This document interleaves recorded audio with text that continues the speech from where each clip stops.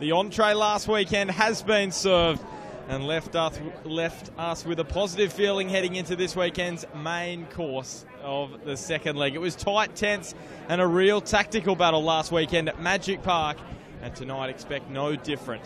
However, tonight there are no second chances. It's simply win or bust, and that's the way we like it.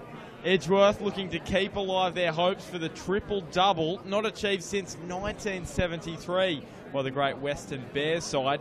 Magic, they'll be looking to pull off a massive upset, and Ruben Sadkovic aiming to make his first grand final in his first year of coaching in the NPL. Welcome to Jack McLaughlin Oval for the second leg, the home of the Eagles. Live this evening on Bar TV. Chris Turner is with me in commentary. CT, we're backing up after this afternoon's semi-final. Lambton of the first side through to the grand final. What are your thoughts on this one? Well, firstly, the game this afternoon was an absolute gem to be watching, and I'm sure most people will agree. We weren't sure which way it was going to go. As far as this one goes, look, Edgeworth have come in. They're a goal in front. They're at home, under lights. There's a good crowd building. You'd think they're going to be hard to stop, but you look at Broadmeadow Magic, and they've just gotten better and better and better as the season's gone on. But so, look, I would be tipping a Edgeworth win. However, you just don't know with Broadmeadow Magic with the steamroll that they've been on. Speaking of steam, there's some steam coming out of the barbecues here tonight at Jack McLaughlin Oval. We'll run through the sides. In goals for Broadmeadow Magic, number 1, Nico Giant-Sopoulos. 3 in the captain, Josh Piddington. 5, Luke Virgili. 6, Alex Kantorowski. 7, James Virgili. 9, Peter Haynes starts. There's a surprise. 10, Scott Pettit. 11, Dino Fajkovic, who hasn't scored in the NPL since round 15, Dino. 12, Shane Paul. 14, John Griffiths. And 19, Cale Bradbury. On the bench for them is 8, Matt Houle. 22, Lawrence Fotef. 23, Takumi Sanada. And 66, the backup goalkeeper, Brad McKenzie. For Edgeworth in goals, 20, Nate Cavalieri. 2, Daniel McBreen. 3, Dom Bazari. 4, Pat Wheeler. 5, Aidan Bryce. 6, Lockie Pasquale. 8, Keanu Moore returns to the starting side at the expense of Dylan Holtz. 9, Brody Taylor. 10, Kieran Sanders, as I mentioned. 11, Dylan Holtz on the bench. 14, Adam Corley also on the bench. Josh Evans is 15, he's in the starting lineup, as is 19, Aaron McLaughlin. Kigo Moriyasu, 17, he's on the bench. 18, Will Bauer, and number 1, the backup goalkeeper, is Josh Lowe. So 2 strong sides, a bumper crowd in here tonight at Edgeworth for their final match at Jack McLaughlin Oval in 2017, CT. Yeah, there is a great crowd coming in. I was just up on the hill, but as you know, talking with a couple of the locals, and they were telling me that a couple of the boys, Rocco DeGrandis, Mark and Gary Wilson, boys were saying that they played last night in the over 35s, and this pitch looks very, very good to the eye, but they said it's probably not as good as it looks when you're out there. Fraction bumpy, but it certainly looks good. Looking at the last sort of 10 minutes of the previous game, ball looked to be okay, but certainly running very quick as the teams are coming out. But yes, Edgeworth in their red, Magic in the yellow. Referee tonight is the premier referee in the NPL Northern New South Wales, Stephen Laurie.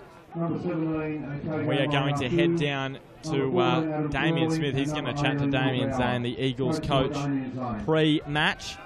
Damien Zane just heading over to Damien Smith. Will head down to him right now. Referee tonight, Steve Laurie, assisted by Glenn Whittaker and Eleanor Hayes. Good luck to both teams. Lee, going into the second leg, what are your thoughts? Just got to win. Just said to the boys, no matter what goal goes in, ask them. I'll do the maths, and they just got to concentrate on winning. Win's good enough for us. And also, you made a change today. Dylan Holtz out, Keanu Moore in. Yeah, we think we can get Keanu in behind a bit, and yeah, we'll see whether it works or not. Hopefully it does. Okay, mate. Good luck. Cheers. Thanks, mate. Back to you, Bart, and CT. Thanks for that, Smudge. So there are our referees for this evening's match. 4th official for the semi-finals, so that's great to see. Stephen Laurie there, as I mentioned, the referee. Weather-wise, CT, this is normally your favourite part of the coverage. It is chilly at Edgeworth. 13 degrees, wind 8 kilometres an hour from the northeast, so not going to have as much of an impact this weekend as it did last Saturday night. And the visibility, 14.5 kilometres. So, and look, the surface looks to be running about a 3 to 4 on the centimetre bar. There you go, yeah, 3 to 4. So it's Magic from left to right of screen in the yellow. There's Peter Haynes. Is this going to be his last match in the NPL Northern New South Wales? He has spent some time, 17 seasons, 258 matches for Broadmeadow Magic. He's also spent some time at Adamstown as well. Just incredible. What a career for Peter Haynes. So Edgeworth in their home kit, in their red, from right to left of screen. And the second semi-final is underway. The second leg, Broadmeadow Magic and Edgeworth, 90 minutes.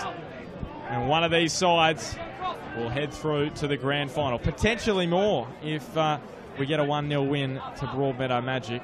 Other than that, if it's any other scoreline, it'll be one of these two taking on Lambton Jaffers next weekend. It's James Vigili, McLaughlin. Crowd making some noise already early on CT. Well, it's the boys down the far end, Bart, all of the Edgeworth locals, a lot of past players down there, a lot of great footballers down there, and they're right into it and loving it. Already this ball whipped across the face of goal. Doesn't the field look superb for this evening's match? I've done a lot of work over the season to get Jack McLaughlin back to this level. He was in dire straits at the start of the season. Good to see it back in high quality condition for this afternoon's match. These two sides have met 3 times this year. A draw here in round 1. It was 3-0 to Edgeworth at Magic Park in round 12, and in the first leg last weekend, as we mentioned. Daniel McBrain with the goal, Edgeworth with the victory. A slender lead. Bart, we've got Smudge just joined us back in commentary, Damien Smith. You've been down on the park, Smudge. How'd the pitch look to you?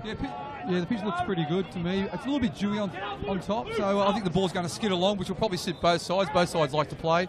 Just looking at the team sheet, Magic going out with a very attacking formation. They've got all their strike force in the starting 11, which is quite interesting, actually. So, obviously, they're out here to win the game. So, another interesting fact, Matt Hoole has been probably one of their best in the second half of the season. He's on the bench, so just doing a little bit of stat work here. Billy's played in 8 games at the back, and they've only conceded 5, where prior to that, 12 games, they've conceded 22. So interesting move there. Yeah, interesting move. Hopefully for Ribbon it pays off, but yeah, they're going all out attack Magic with all their strike force. Aaron McLaughlin curling it in. McBrain rises, scrambled away. And the shot from Hayden Bryce, well blocked in the end by Piddington.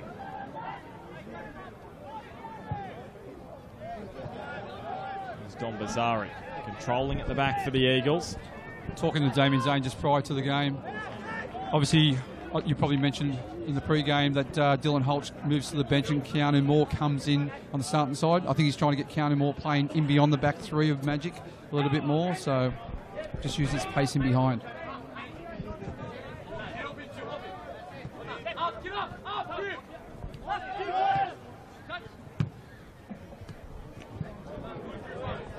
Luke Vigili back in the side after recovering from that hamstring injury, which has kept him out. Just looking where Luke Vigili's playing at the moment. He's actually playing on the right-hand side. Started on the left-hand side, now he's moved to the right-hand side. So it looks like he's actually, from here, man-marking Kieran Sanders to me. Interesting move. Well, Sanders is a real threat for Broadmeadow Magic, and if someone can lock him up, it will be Vigili. Maybe he has been given that job. We'll just watch that one unfold. Daniel McBrain back to Pasquale. Cal Bradbury and Fatchevic just getting in each other's way there. The ball is going to beat Aaron McLaughlin over the line. Dino Fatchevic hasn't scored since round 15 for Broadmeadow Magic. He did score in the FFA Cup, but hasn't scored in the NPL since round 15. Yeah, just looking at Magic Show, obviously they're playing a 3 at the back with Vigili coming in on the left side of the back. Hoole's moved to the bench, but Peter Haynes has moved to the number 9 posse out front, and looks like they're playing with 2 number 10s in behind, Carl Bradbury and Dino Fadge, just sitting in behind Peter Haynes with probably a flat 4 across the middle of the park in Pettit, Kanarowski, Shane Paul, and James Vigili out on the right here. Shane Paul along the turf to John Griffiths, who has open pastures ahead of him. Chips forward looking for James Vigili. Just over hit. John Griffiths has had a wonderful year, boys, hasn't he? He's been a real strength for Broadmeadow, and I just like the way when he's played the middle of the park or at the back, he's just seems to get the job done consistently. Just been consistent, that's the word, isn't it? CT's been consistent all year. Just boys, I was talking to Michael Bolch downstairs. Obviously, they lost their the second leg in the semi-final against Lambton this afternoon. So obviously the 20s made. Zade Bryce, the outside of the boot. Giant Sopless quickly out. Well, we were just talking about the temperature before. And so what did you say, Bart? It was 13 degrees. 13. I think it's about 16 now. Michael Bolch has walked into the park. There's Kantarowski. I'd say he's still burning. Griffiths. And Keanu Moore. Now back for Pasquale. Chipping wide for Brodie Taylor. He loves playing against Broadmeadow Magic. And Giant Sopless into action there too. Just watching Magic that play there. It looks like everyone's sort of man marking. Everyone just sort of went everywhere. They just totally lost their shape. Brodie Taylor made a run to the right-hand side, and everyone was just everywhere. They just didn't look like there was any sort of shape about it. It looked like they were man marking to me. Your thoughts, CT? It does seem that way early. I'd be surprised if they were doing that. But you know the strike force of Edgeworth. Because Brodie Taylor just made a run. He got away from Shane Paul, but no one actually tracked Brodie Taylor. Everyone just stayed on their man, which is quite interesting for me. Sanders, so anyway, we'll see how the course of the game goes. Well, here's Keanu Moore. He's going to have a pretty big impact. He came off the bench last weekend. He was kept on the bench. An interesting move. Sanders. Slide one through. Giant Sopless. He's been doing a bit of work early on. It was a clever thought. Just didn't come off someone on the end of that. Here is Kantarowski. Chipping over the top for Gilly. We know of his pace. He was in doubt for last weekend's first leg with an ankle injury. He's been good second half of the season for Gilly, hasn't he? Won our Sports Clip Man of the Match a few times. He was denied last weekend just before half-time. A brilliant save. A brilliant in capital letters by Nate Cavalieri. I think that save was underestimated a lot last weekend in the end result. A 1-0 win to Edgeworth.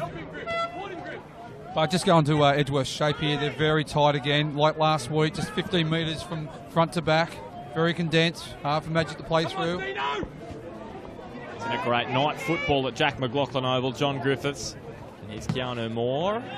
It's Kantarowski going in there. A little bit of pumping between the two of those. So even here, Luke Virgili's right over. Normally you'd pass him on. Pennington would just pass him on and take up McBreen, but obviously they're man marking at the back here. Al Bradbury gets easily away from Wheeler, who returns. Bradbury infield for Peter Haynes. Kantarowski down to Vigili against the touchline. Curls it in, Josh Evans. Magic, they're on a 9-match unbeaten run. And their loss last weekend to Edgeworth was their first in the NPL in almost 3 months, and their last defeat before then was to Edgeworth in round 12. So that's the thing Damien Zane's been mentioning quite a bit, is that while Magic were on such a great run, Edgeworth haven't lost to them this season. Josh Piddington out of the back line. Smudge, what there does seem to be here is quite a bit of space. Like we spoke about Lambton and Olympic last week at Lambton, how it was very tight front to back, left to right. And this game has the makings of guys, they want to play and they actually want to open the game up. Yeah, look at Luke Virgili's playing the right-hand side here, so they're definitely man marking at the back. John Griffiths on Kieran Sanders and Luke Virgili on McBreen, which could be a bit dangerous for me. It just throws your shape out a little bit. It does. I mean, there's no zonal in any of that. This is all just man-to-man, and that's showing Edgeworth a ton of respect to go that way, especially when we haven't seen it. In fact, I can't remember the last time I've seen that. Yeah, me too. And the thing is, what they could do, if Zane picks it up, he could get McBreen and Sanders just to drift to the right-hand or left-hand side and just open up the space for their deep runners in Keanu Moore and Brodie Taylor. They could really... Now this is if you can recognise it early. You're all over it, Smudge. I'm agreeing with you there, because what you can do is you can manipulate where the holes are going to be in the game. Here's Scott Pettit. Curling it in towards Peter Haynes. Still Peter Haynes chipping it into Bradbury. Just slides it wide.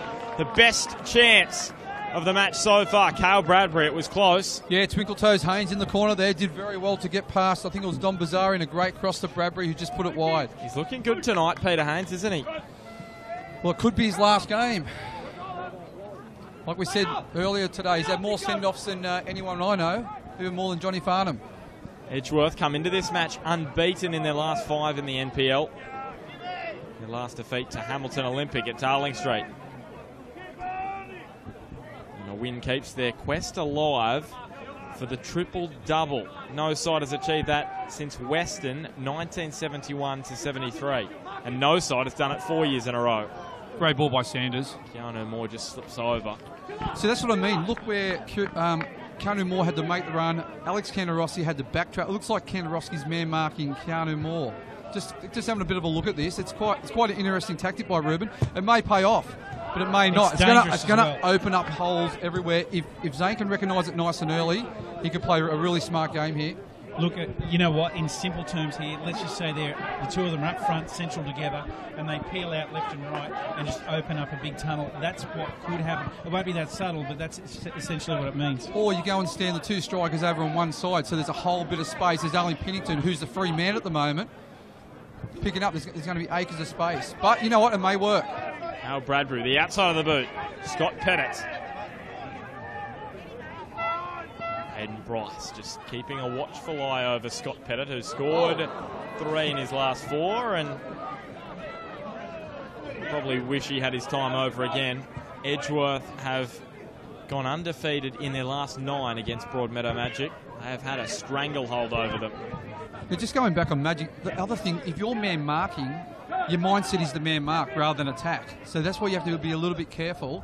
You don't just... So even Vigili, now he's playing in the centre because obviously he's closer to Sanders. What he's got to do, though, is he's got to maintain some sort of shape. Even though if Sanders is going to go and run right out to the sideline there, maybe he's just going to go somewhere midway so he can get there in time quickly enough so he gets there on time, but he's not going to give away any huge gap in the middle of the park.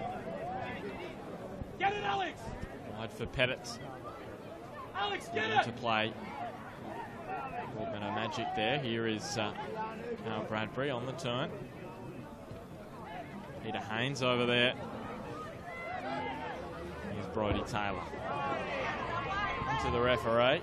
He's got nice touches, Steve Laurie. We see him in Smudge's Challenge with the touches, but that was a... Getting involved there. Getting involved. Played at Lakes under... Well, not in the first grade side, but while CT was there at Lakes, Steve Laurie was in one of the lower sides, the younger age groups. He was absolutely Lozer, and he's certainly a good player in his own right, but hasn't he had a brilliant season this year, boys? Yeah, totally agree. Great year with the Whistlers. Here is Giant Sopoulos. Kantarowski.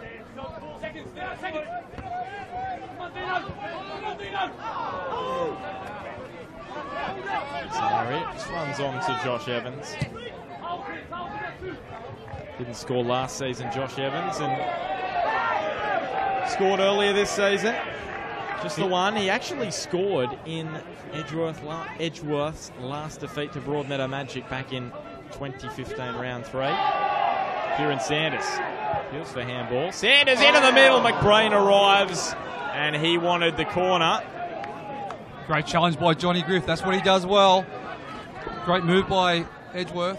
Looks fired up, doesn't he, Daniel McBrain? There's John Griffiths. Now, if you just look at Magic's back 3 at the moment, see, because Vigili's thinking about marking McBrain or Sanders or vice versa now, there's no width there. Yeah, well done by John. McBrain wanted the corner. He looked like he had a solid argument for one. But the width will come from Pettit and Vigili. So, you know, they're both sitting very high up on the Edgeworth back line at the moment. There's plenty of space for them to drop in and pick it up a bit deeper as well if they like. I just sense, boys, between you two, you're getting very excited about this ploy from Ruben Zadkovic, the man marking you two. I wouldn't say excited, but I'd say I haven't seen it before. You might man mark one person, but it looks like they're man marking quite a few players, which can really throw your shape out. But it may work. You are sensing that, Bart, because it's something a little bit different. We just don't see it. And so it's such an important game on how this one's going to pan out. Ball goes in there low on Bryce. You heard Smudge groan. The only time he's groaned today was when Hamilton Olympic were awarded a penalty earlier, so no free kick on that occasion. If you didn't catch that match or you don't know the results, I'd mute it right now if you want to watch it back later, because Lambton are through to the grand final after a 2-1 victory. Olympic were up 1-0. Daniel Bird was sent off after Olympic scored for some inappropriate gestures he made to Liam Odell from Lambton, and then Lambton steamrolled Hamilton. Pat Brown scored the winner. Could have the script been written any better? Pat Brown scoring against his former club, and then he had a very nice interview with you at the end there, Smudge. Yeah, I don't think he meant to say that it'll be a tough game against Edgeworth next week when the other second final hasn't decided. So I think he had a bit of a shocker there. Yeah, he said, yeah, it's going to be a tough game against Edgeworth next week, not realising that there's still this game to play. So. Let's hope Josh Piddington, or should we say Conor McGregor, didn't say that. Or Reuben.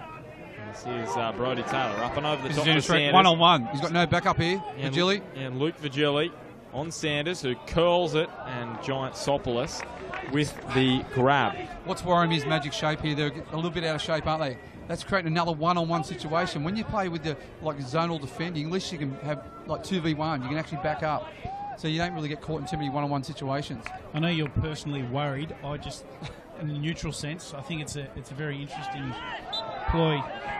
But back to the Olympic Lambton game this afternoon, boys. You know, the match changed when the send-off happened. Agree. And when Bird showed the bird, I guess that's his second yellow card. And we were talking about whether it's actually a send-off. He actually got a straight red. I spoke to James Clearly at the end of the match, so it was for an obscene gesture. Now, boys, I just had a look. I know this is a football coverage, but I was just having a look at before I left home as this one chipped forward. Haynes with the header. Pasquale in there as well. Bazzari. It's a bit of aerial ping-pong for the moment. Josh Evans with the clearance. When I left home, the Wallabies were beating the All Blacks. We know what happened last weekend. Absolute flogging. The Wallabies were up 17-0. Oh, were they? Yes, and with 2 minutes to go, the Wallabies led 29-28 in New Zealand. New Zealand scored in the last minute to win the game. Doesn't surprise me, to be honest. No. They're a great side, that New Zealand side. A bit like Edgeworth, aren't they? See, this zonal defending is spot on for Edgeworth. See, then they can cut balls out. Kantarowski is being summoned to referee Steve Laurie. Steve Laurie wants to have a chat to him, but Alex Kantarowski doesn't want to go over. So I've watched quite carefully who's picking up Steve who. Laurie's asked Alex Kantarowski about 4 times to come over to him, and Kantarowski's put the reverse on each time. So just looking at the shape, I know... Here's McBrain. Flick over the this top. Is Taylor. Big great chance. Challenge. Great block. Really important blocker with Shane Paul. And now Luke Vigili lifts the leg. And can I say, sorry to cut you off, Bart, and again, I think virtually they're going man for man everywhere. I've just watched who's picking up who, and then Shane Paul was supposed to be picking up Brodie Taylor. Just took his eye off him a little bit, and Brodie Taylor was away. That could be very dangerous. Absolutely, it's dangerous. And if that's the way you're going to play, it just says you're just worried about them, and you're not going to worry about what you're doing so much. I mean, obviously in attack they'll do what they're doing, but if that's the mentality, sometimes your man is not where you are, and you've got to swap it over. So communication's got to be key. Sometimes you've got to shuffle people on, but it doesn't always work that cleanly. Yeah, well, you look at Edgeworth shape, they're just marking zones here. They've got it perfectly. They're just marking a little bit of space in between two plays. Just sitting pretty, just cutting out the ball like this. See, just cutting out the ball played in. Well, let's look Evans, now. here we go. Oh, that's a lovely ball to Sanders as it opens it up for Daniel McBrain. He looks central and see, that's what I mean. Opened up there, didn't it, for Edgeworth? Yeah, and that's the issue with this man-on-man barking. They've opened Magic up a few times. That's another goal. Is McLaughlin taken to ground? But in saying that, it may work for Reuben.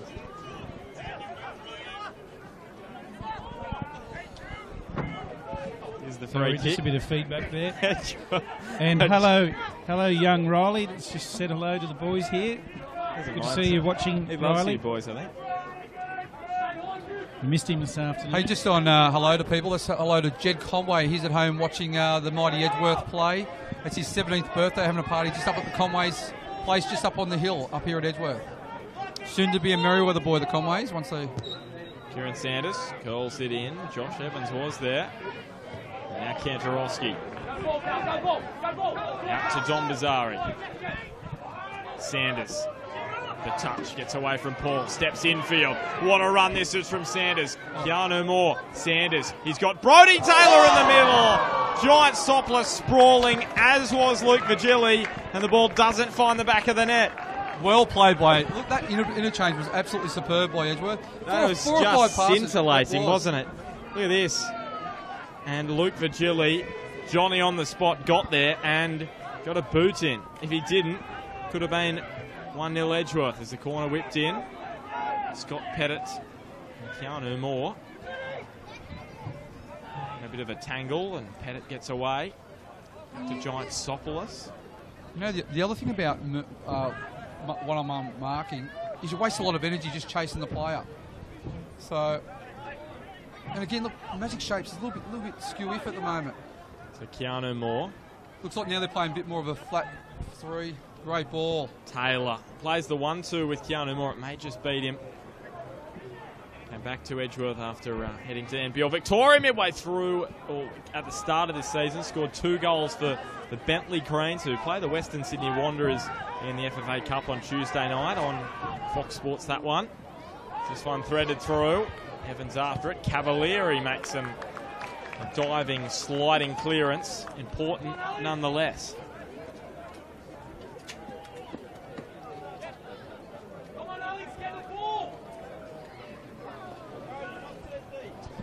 Should also mention a sad day for sports commentary in Australia. Drew Morfitt passing away this morning. ABC legendary commentator. Used to spend summer listening to him commentating the Test cricket. He also did a little bit of AFL, but I didn't. Of course, we don't get much AFL here in New South Wales. But yeah, a legend, Drew Morfitt. So very sad to hear of his passing this morning. Is Don Bazari. Yeah, sure is, Bart. Chips up and over the top for Sanders, who runs down to the corner. He has offside. Taylor in the middle, and Taylor causing some problems. Smudges calling offside, and Stephen Laurie picks that up now. Smudge, you know someone who I'd love to have in a game like tonight? One of your former players. Would be I Scott think you're going to talk about me. No, definitely not you. No. Scott Maguire, you'd love to have him in your game tonight, wouldn't you? He'd fire up for this sort of match. This is a bit of rough and tumble. He'd have his arms and elbows. He'd be on headers everywhere. You know what? He's from range. And he scores goals, doesn't he? You have no idea who we're talking about, Bart. Like, you look... But yeah. When I've gone back through the stats over the years, I have seen the name Scott Maguire quite a lot. Did he score in the 2003 Grand Final? Probably. That you guys lost in Golden Goal to Edgeworth, Chris Berlin. He scored after about 15 seconds. He did score the first goal, yeah. But players like him in a match like this is who you want, because, I mean, a little bit like his golf game, Smudge, it's either down the middle 300 metres or it's, 2 fairways away. Here's Sanders. And don't mind it in a big game. And Sanders gets through Piddington, who copped a clip from the Englishman. He gives him a little tap on the way through. Magic just pushed. Great challenge by Aaron McLaughlin. What an interception. Finds Keanu Law with an open goal. He couldn't find the target. Surely. That was the moment for Edgeworth. Well, that was a big miss for Edgeworth there. He had time to size up, especially the ball whipped in. He was certainly there, available, probably harder to miss than what it was to score. Yeah, Magic's backline just worrying me a little bit. There's so many open spaces there. The other thing is they're going in a full-on attack mode. Is it more holes than a Gruyere cheese? But you know what? They've got all attacking players on there. That's why I probably would have kept Hool in the side and kept the attacking options towards the later in the end of the game.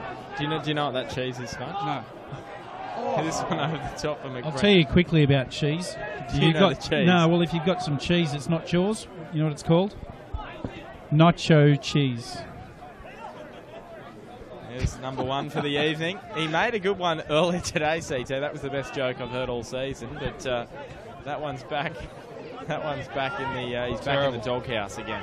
Here's Kantarowski. McLaughlin An odd clearance. Great touch by Bazzari. You've heard me talk about Bazzari before. I'm a big fan of Bazzari. Just does it nice and simple. Here's Vigili.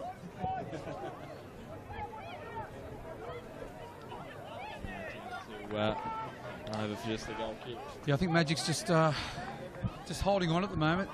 Edgeworth's had a few very good chances, haven't they, CT? They've opened up Magic quite a bit at the back. You know, if you're going to go in half-time in Damien's zone, you see this going on, Smudge, what would you say? Depending what the score was, mate. Let's just say it's 0-0 at half-time, and you're going to go in, and you can see Broadmeadow have got this tactic. What are you going to say to your team?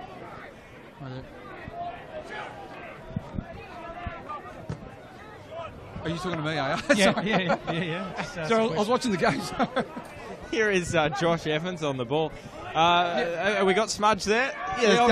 Sorry, it was a question against CT. I'll tell you what, without going back over it. Here's Sanders away, the flag will be up. I'd like to see that again. What I'd be saying to your team is just to really carefully almost lure them out, you know, just 100%. drag them into positions they don't want to be in and open opportunities for other players, and that way you can get in behind them, you can open holes up and slice them up. And when you've got people, you know, in your back line that are prepared to follow other players, it's dangerous. And talking about dragging out, I'd have my two strikers going to one side of the field. It drags everyone over. There'll be massive space everywhere. And that's where you've got to play a bit of cat and mouse, because you don't want to make it that obvious. You just want to drag enough that there's some holes in play. Josh Piddington wins a free kick there for Broadmeadow. They've had a great record away from Peter Haynes with a bit of a shove there on Sanders and Keanu Moore. Wants to get it on with quickly. And again, McLaughlin with the interception. Yeah, back to Magic. They've lost just one match away from home out of 10 so far this season. Here's McBrain. 2 weeks in a row for Daniel McBrain. And what a save from Giantsopoulos. It was about the same time last week he scored. And now McBrain. Yeah, it was a strong challenge from Kantarovski. Here's Sanders. Just heats up for a moment. I'll tell you what, Edgeworth's just opening up Magic regularly at the moment. That's a big save, but from Giantsopoulos. Massive save. Massive save. This fell beautifully, this ball for McBrain, didn't it? Just popped up and he was just in position to score. Just got away from him. Yeah, that touch. The touch just right of, yeah. The Canadian goalkeeper. Here it is, called in from Sanders. Evans away and blazed over by Aiden Price, who's got the long sleeves on. Well, he's got the skins on underneath. So we've been going for 27 minutes. I don't think... Has Nate Cavalieri had a save yet? Oh, yeah. So they've sort of had one chance in Bradbury.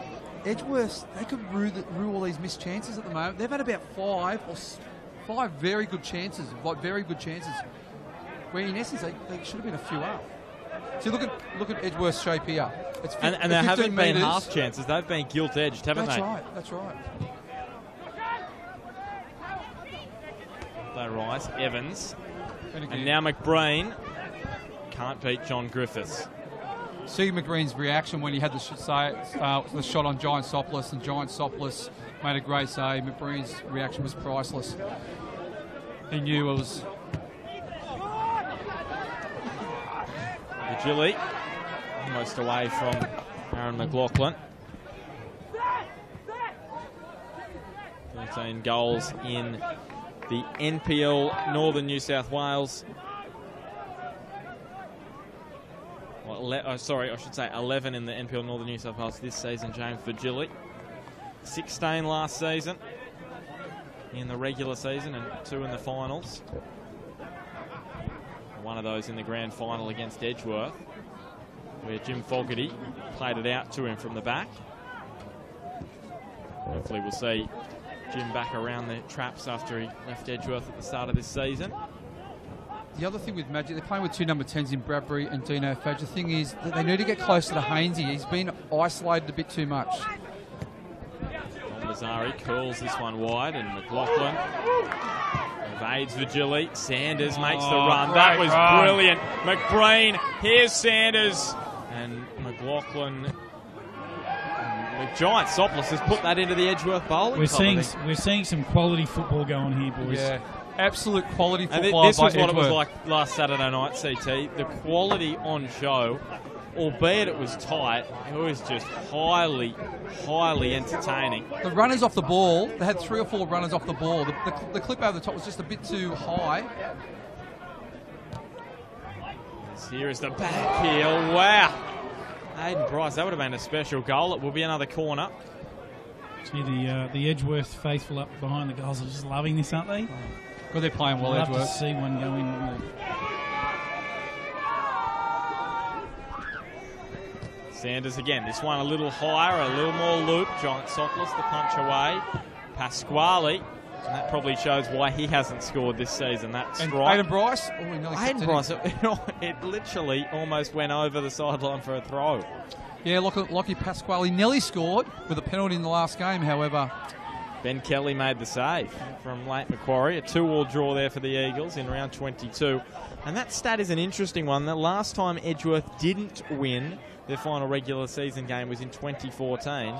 They lost in the elimination final that year. They lead 1-0 still here against Magic. Kantarovski on aggregate, I should say.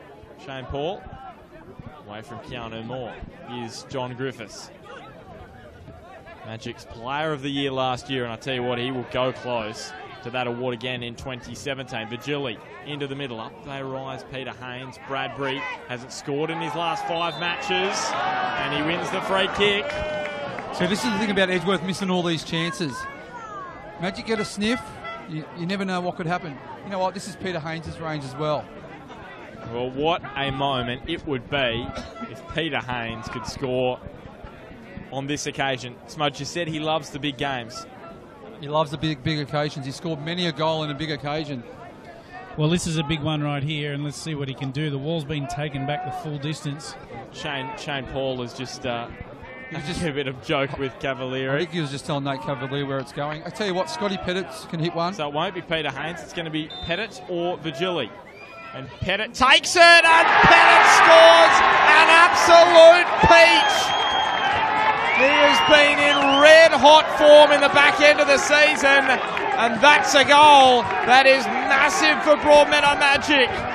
And Smudge has just touched on that one. He's just said the amount of chances at the Edgeworth end and how dangerous this position was, and what a particularly good free kick from Scott Pettit. He knew where his spot was, and he just absolutely picked it out, Smudge. You know what, he's done that before against Edgeworth. I remember when I was coaching, he's done it a few times on some big occasions. Look at that top right-hand corner. Shane Paul actually went and told Nate Cavalier where I was going just prior to that, and Pettit's hit it, smacked it. You know what? Magic don't deserve to be in the lead. I'll tell you what, they're very lucky to be in the lead, because, to be honest, Edgeworth should at least have 3 on Magic. That was superb. Super Scott Pettit, and it's 1-0 Magic, 32 minutes gone. Just incredible how football can turn. We're just talking Don't about... you love it? Don't you love it? We're just saying before, all these chances Edgeworth were missing, they could rue. Here's Bizzari chipping forward. This is Hiddington why, with a header away. So as the score stands currently, we're going to extra time. But I'm sure there's a lot more to come in this one. Vigili down the edge of the 18. Surely not another one. Here it is. Straight to Cavalieri. Because there was Fajkovic, there was Haynes as well on the edge of the 18-yard box. And Edgeworth are in an unusual position. They conceded first against Lake Macquarie in round 22.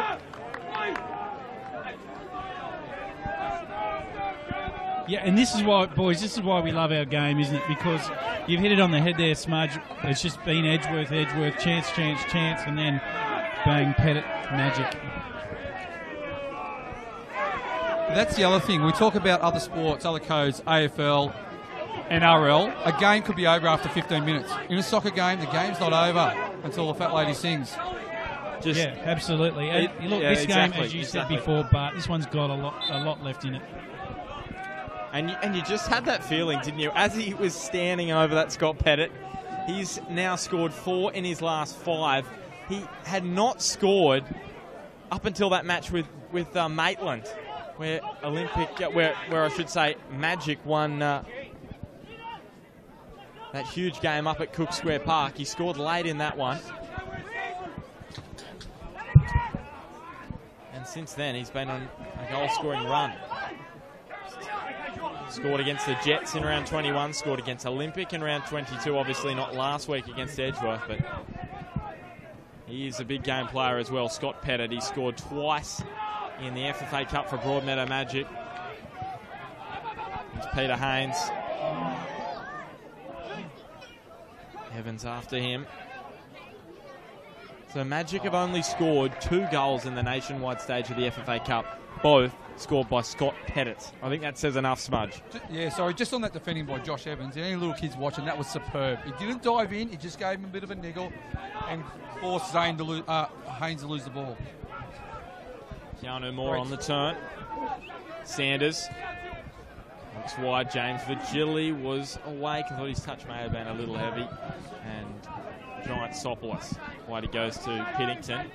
And Smudge, it is good to pick these out because on moments like that, for young players watching the game, it is good for them to actually see top-end quality footballers playing the best of their trade and the way they go about it. And that was a terrific example of that. And boys, I'm just going to quickly, I'm going to qualify, this is not mine. This belongs to Newcastle's favourite policeman, Vasco.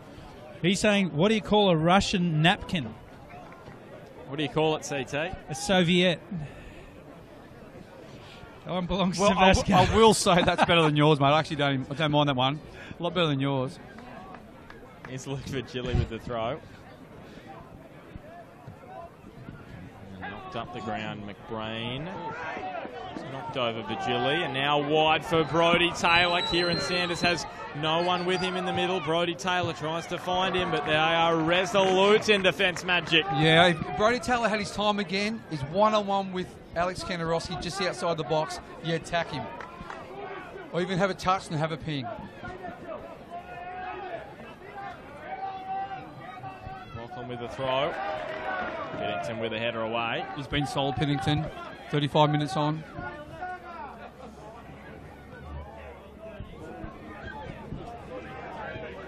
Reminder, grand final next Saturday, 7 p.m. at McDonald Jones Stadium, and the grand final live show with myself, CT, Smudge. We'll have some special guests at 7 p.m. on Friday night before the grand final on the NPL Northern New South Wales Facebook page. Can't wait. We've got some special awards there that night as well. Some special awards as well. We're going to announce our Player of the Year, our Team of the Year. We're going to have a look at some of the goals of the year, and haven't there been some crackers this year? A very special guest. Probably the biggest name we've got on the show is Gary Fisher from Northern. Oh, I thought you were going to say Sippy Hubert. No, Super Hubert's not coming. We've got Gary Fisher there. We've got the coaches, the captains. We've got Smudge's Challenge. Steve Laurie and Robbie Turnbull. Can't wait. And just quickly on that one as well, we've got some awards, and one of them, for example, they've got different sponsors. We'll get through those next week. Adams Meats is going to sponsor the goal of the year. But what he's also done for Edgeworth while we're here is he's donated $250 to the Arnett's program just to buy some more equipment. That's the Kids with Disabilities program. So, these sorts of things are really good that we can get involved in our community. So go and support all of our sponsors there, and great for Adams Meats to come on board. Yeah, fantastic. And I'll tell you what, that is so hard to pick. Goal of the year. It's almost impossible. You think about some of the strikes that we've seen. Yeah, there's been some blinders, hasn't there? Better than last year, I'd say. Step up as Brodie Taylor. It just evaded Piddington the bounce, so Taylor took it on. She was being run down, but Magic have got this renewed sense of vigour about them. I think Edgeworth just need to be a little bit calmer on the ball. They're trying to force the play a little bit, getting the ball forward a bit too much. Kantarowski over the top, Bazari away. And McLaughlin gets clipped by Kantarowski. Here comes the card. And it's yellow in colour for Alex Kantarowski. He needs to be careful, Alex Kantarowski. He's a solid player. He likes to get stuck in, but that was a dangerous one. He does, he's looked up for this match. I saw him early in the game. He's certainly putting his challenges in hard, and he looks a little bit toey, so he does need to be careful. He got a yellow last weekend. And again, Luke Virgili back on Sanders. John Griffith on McBrain. Let's see Sanders coming into picture now. Luke Virgili very close behind him. Just on those two, if they are man marking, I'd probably go with Johnny Griff on Sanders and a taller Luke Virgili on McBrain. Here's Bizarro in the field. Pasquale tried to turn away from Bradbury.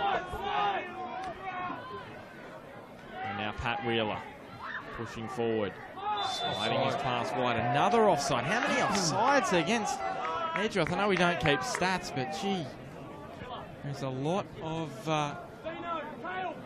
offsides going against the Eagles.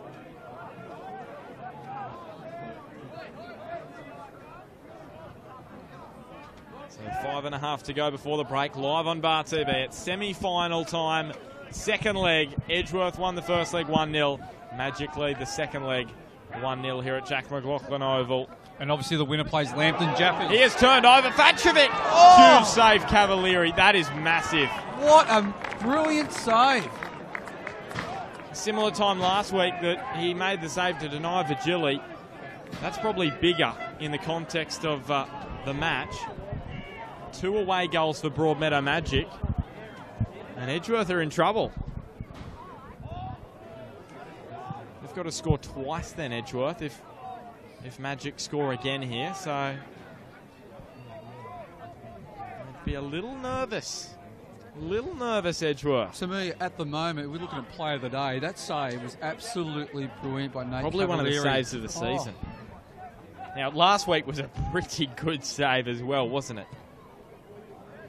We presented him play of the day at the Lambton versus Hamilton game last week because good old Harry didn't have any vouchers for us for the Saturday night game, Magic versus Edgeworth. Maybe you might get it 2 weeks in a row. So Ben Homer, Damien Smith and Chris Turner with you in commentary tonight for this one. We'll be back tomorrow at 4 o'clock for the New FM Grand Final. Cooks Hill up against Bell Swans. I'm looking forward to it. I'll be there early. My brother's playing in the 19s, so I'll be there to watch. New Lambton up against Bell Swans in that one as well. Did we get paid overtime for tomorrow? I don't know. We'll find out. Here's McLaughlin getting clipped, and Vigili into the book. 100% overtime, Smudge. 100% overtime from, what is it, 0? To be honest, I'm double time and a half. That's all I take. So that's still 0.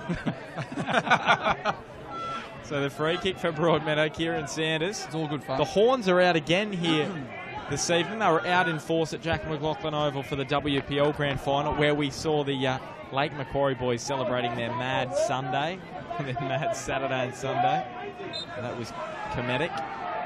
Here's Kieran Sanders. Great ball. Back post, up they rise, and it's another offside against Edgeworth. Peter Haynes has gone for a run with the ball just to chew up a little more time. There he is. 259th match for Magic tonight.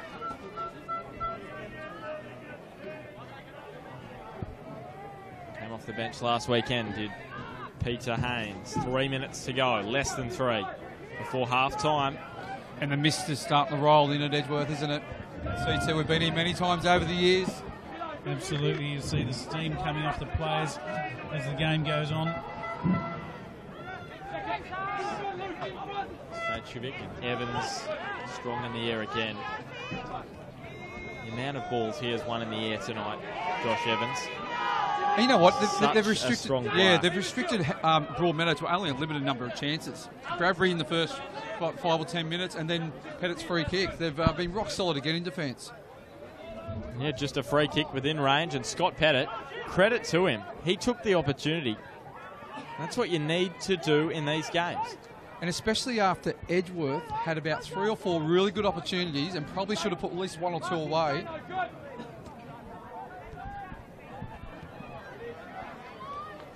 It's Brody Taylor. And there's Shane Paul and Brody Taylor. That's what we're talking about, that man marking. Brody Taylor gets the better of him.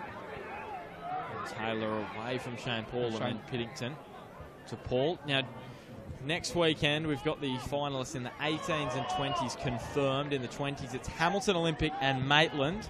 And in the 18s, the Jets are taking on Hamilton Olympic. Yeah, so that is correct. Daniel McBreen's side. The 18s from the emerging Jets. Bizarre. Yeah, I saw that on Twitter. The Jets scored 2 in the last 3 to knock out Adamstown in the 18s here at Jack McLaughlin earlier today as Sanders goes down. Yeah, it was a clash behind the scenes with Sanders and Johnny Griff. I think they just ran into each other, and I think they've knocked knees. There's no worse feeling than that, is there? Knocking knees. Really, you're sort of with a bit of a limp. Oh, I've had worse feelings, I tell you. One of the boys who did cop an injury in the Maitland team today broke an arm. I'm not sure who it was, but My wife x-rayed him today at the John Hunter. Said it looked like a nasty injury. Yeah, I've seen the ambulance there. When I arrived, the ambulance was sort of just leaving, actually. So. Yeah, it wasn't good. Was it the radius ulnar? Can you remember, CT? Colles fracture? Radius ulnar? What? Not sure, Smudge. I didn't go into that much detail. I haven't seen it since Wednesday, so I had other things to talk about. However, paying a lot of respect to an injury like that because they're never good. It's Piddington. Wheeler. Just heads it central. Brodie Taylor. Now to Pat Wheeler. So after that string of chances they had early on, Edgeworth, and to be honest, similar to the FFA Cup match against South Melbourne, they had a lot of chances early on, didn't take them, and in the end it hurt them. Similar tonight, the set piece hurts them just there through Scott Pettit. Yeah, and like we said, just before that set piece, or when the set piece happened, they just had about 2 or 3 really good chances, and they should at least put 1 or 2 away. That's what happens in football, hey, CT? Absolutely. You're against the run of play, but you know what? Edgeworth are just threatening again. Throw from Bryce, and now back for Taylor. Jarowski away, and now Josh Piddington. Peter Haynes. Haynes on the turn. That is a lovely turn from Peter Haynes. And great ball now as well. Bradbury. Good challenge over there from Pat Wheeler. Magic fans down below thinking that will do us for the first half. Steve Laurie.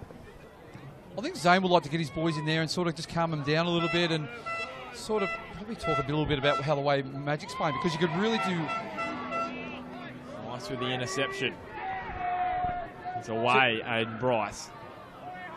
Just to thread it through, and Matt Sopoulos has to put his boot on it. Oh, you right, Bart? Time for bed for you. Time to go to bed, mate. It's been a big day. Giant Sopoulos. And now Peter Haynes just offside. So you'd expect probably nothing more than 2 minutes of added time.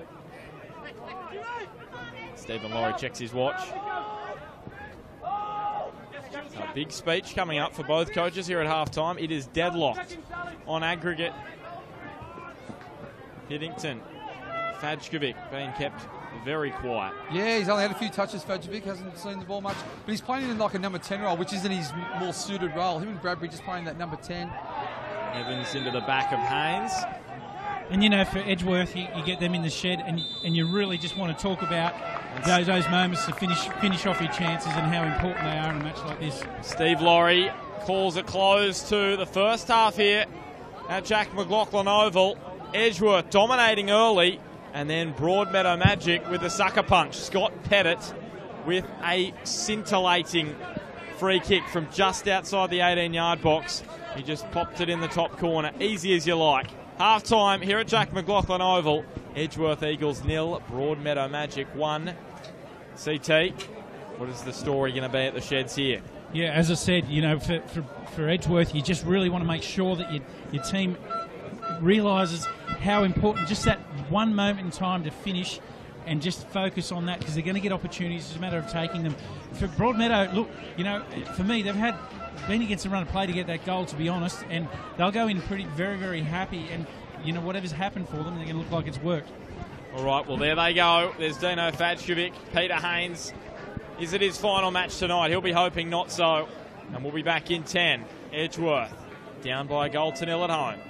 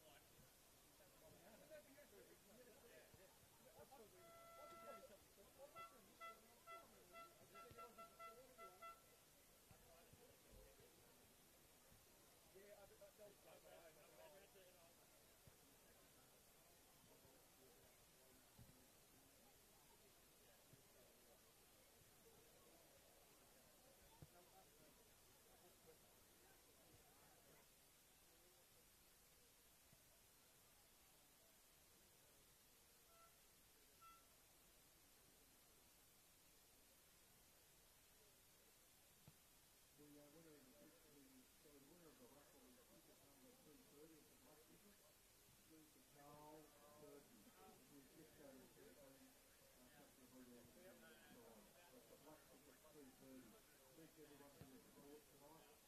Just like to thank our sponsors, major sponsor of Marlon Living, also the Edgeworth Sporting and Recreation Club, Edgeworth Tavern, Circle Free Park, and match day sponsors who always support us.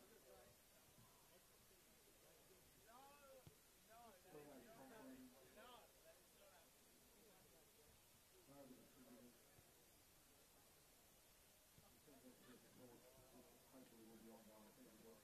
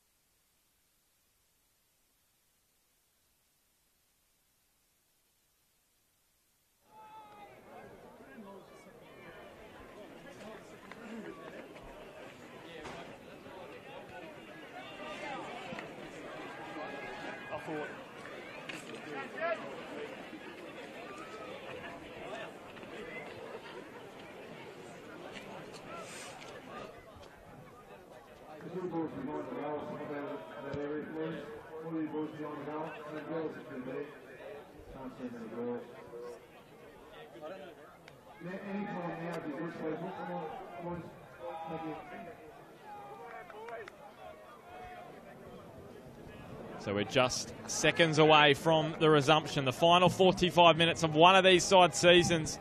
One will go on to McDonald Jones Stadium next Saturday night to play Lambton in the grand final.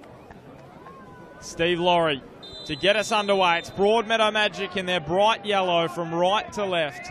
Edgeworth in their home kit, they're red. And they are running from left to right of screen in the second half. Chris Turner. Well, we had an entertaining first half. Do you think the second is going to be just as entertaining, potentially a little more? I think even more so, because this rate that we're going now, as you mentioned, someone is going to go through. It'll become very, very desperate. You know what, we saw Edgeworth, they were the team that had the chances, Magic not so much, and they were the ones that converted via a Scott Pettit free kick, and he hit that with some just perfect technique. So, you know what, Magic will come out firing, and I expect totally that Edgeworth will do the same. But here's the ball in. Peter Haynes rises and just couldn't get the connection.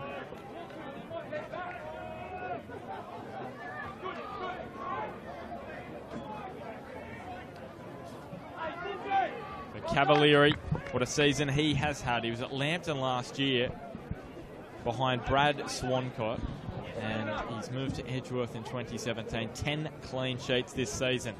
Here's the ball over the top from Bazzari to Brodie Taylor. He was isolated, had two on him, but Brodie Taylor almost reeled the ball in there before Shane Paul came across. Kantarovski. Boys, I was talking to Damien Zane at half-time. Obviously, a little bit disappointed. Keanu Moore. We'll come back to Damien Zane in a sec. He's just a few groans. It will be a corner. Yeah, well-timed tackle by Shane Paul. But he just said he just wants more of the same. They've had enough chances to win 2 games tonight. So obviously, disappointed to be down 1-0. They just need to keep it nice and tight at the back and just keep playing how they've been going. Sanders rolls it in. Magic resolute again, as they have been. Keanu Moore, not quite sure why he attempted to shoot there. He had bodies in front of him. And Pettit, this is the speed that Magic have got to use. Good transition by Magic, nice and quick. Probably the first. Puts it in. I'll tell you another thing. Dylan Holtz is on the bench for Edgeworth. This is the game where he'd be great in a bit of physicality, bit of forward movement for Edgeworth. I wouldn't be surprised if he's introduced after about 60. It's an awkward one for Wheeler. Fajkovic, we mentioned he's had a bit of a drought. Shane Paul just fizzes over. Didn't the Magic crowd love that? He's just absolutely ripped that one from outside the box. It was starting to dip, but just not enough. You see the ball pop out nicely for him. Great touch, and then just absolutely hit. Oh, gee, it wasn't far off the mark. And he has scored some big goals in his time, hasn't he? Scored a huge one in the 2012 grand final against Hamilton Olympic. I was there, Bart, and the pictures in the clubhouse at Magic. Great goal. It was right in front of the Hamilton Olympic fans as well. You can just see him frowning in the background. Frowns on a few hundred people's faces.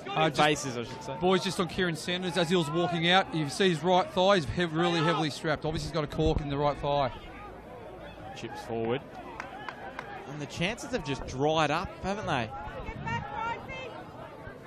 Yeah, I think Edgeworth was shell-shocked when Magic scored. It sort of came out of the blue and against the run of play. And I think the thing, it's been so tight that we probably haven't spoken about enough is that if Magic get another goal, it makes it very difficult for Edgeworth. They've got to find 2 goals. We know they can find them quickly.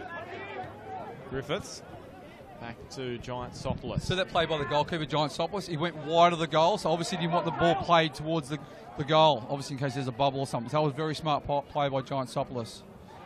Yeah, rumours that he could be back again next year, Nico. He played in Tasmania last year with Devonport Strikers and moved up to Broadmeadow Magic for this season. Works at Harry Snitzel's, I think. Oh, does he? Yeah, he works at Harry Snitzel's. I met him once. He's a really nice guy, actually. So CT nearly having a coughing fit in the background here. So you right, mate? Just a sneeze, mate. Oh, okay. You'd think a physio would be able to tell the difference between a sneeze and a cough. Well, you should. You would expect that. But he's off the tools, Bart, so we just makes him. Josh Piddington now with a throw. So we tick towards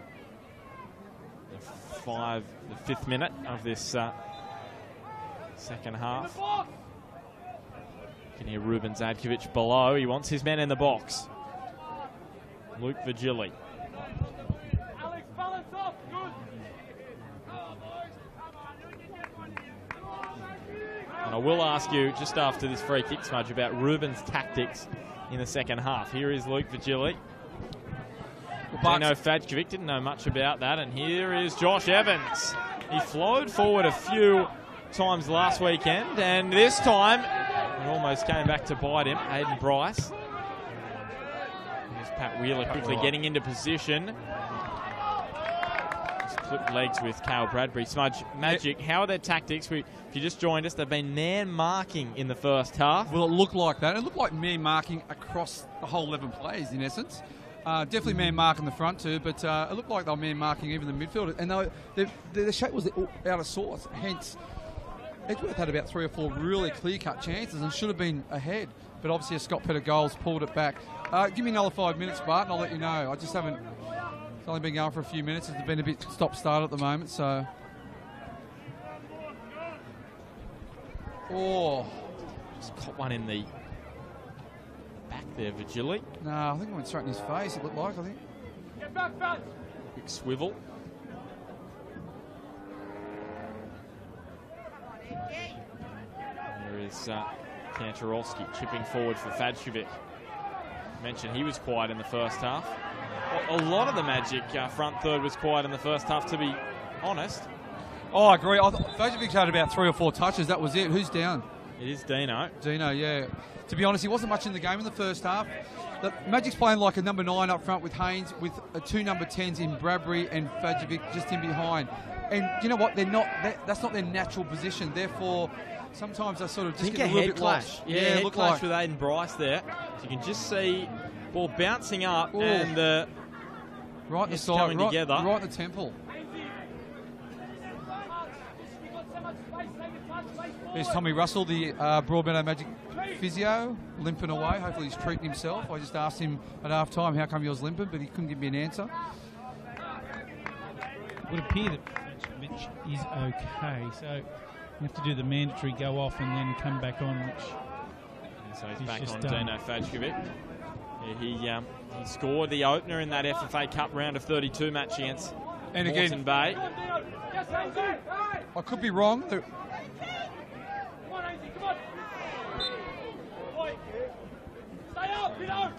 Free kick goes Magic's way. Yeah, so 4 goals for Magic in the FFA Cup nationwide stage. One for Cale Bradbury, one for Fajkovic, and they were both this year, and then the previous 2 seasons they've been in it. Scott Pettit with a goal in each match. Oh, Josh Evans, well defended. Just uses his body perfectly on Peter Haynes, doesn't he? Peter Haynes claimed for a push, but I think it was just a nice... Bryce back to Wheeler, who chips one up the line, and Shane Paul was... Aiden Bryce attempts the hurdles there. Yeah, I disagree with that. I thought... I'd like to see that again. It did not look like a foul for me.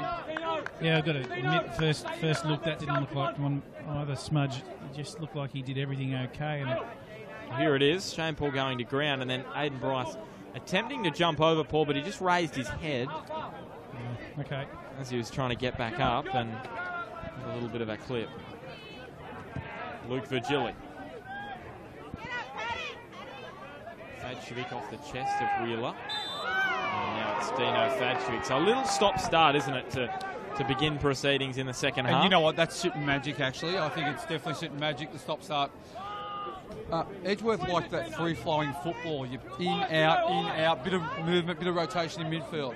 So the stop-start is...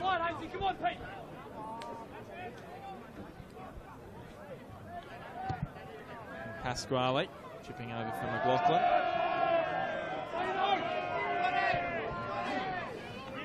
So viewers, we do apologise for Barty's trying to be funny on the behind the mic, but it's not even funny, is it, CT? Sometimes we forget he's 20, Yes. Smudge, and so anyway, we'll move on from that. Here is Josh Piddington.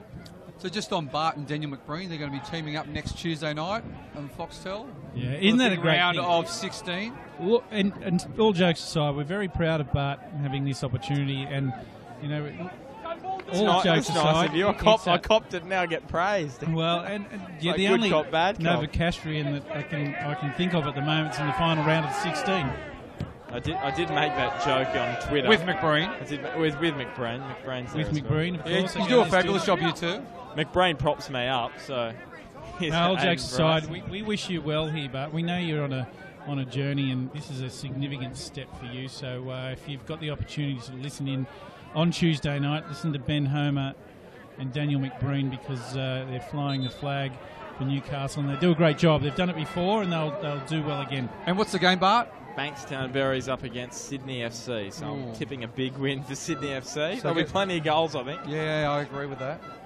Now, we wish you all the best, Bart, and you and Danny McBreen. Just don't forget me and CT. Here's McLaughlin whipping this one in. There is Daniel McBrain. Peter Haynes. No, I won't. And don't forget us, we'll be in the How could I rear vision forget? mirror, and that's all good. That's no dramas, Smudge. It's just what it is. Here's Very proud. Bizarre. When you become the next Ray Warren, just make sure you say, I'd like to thank me mate Smudge and CT. Let's not get too far ahead of ourselves. All right. Here is Bizarre. McBrain. Good luck, Bart, and we'll know you'll do well again as you've done before. So, looking forward to watching that one next Tuesday night. Thank you, CT. And I have got someone to thank, but I'm just going to wait and wait a couple of minutes What a run. till we get a spare moment. Here is Shane Paul slicing that one over the touchline. See that movement there? Edgeworth starting to get back into gear, starting to click again. That's the first time they've played a 1-2 forward run over the top. That's what they do the best.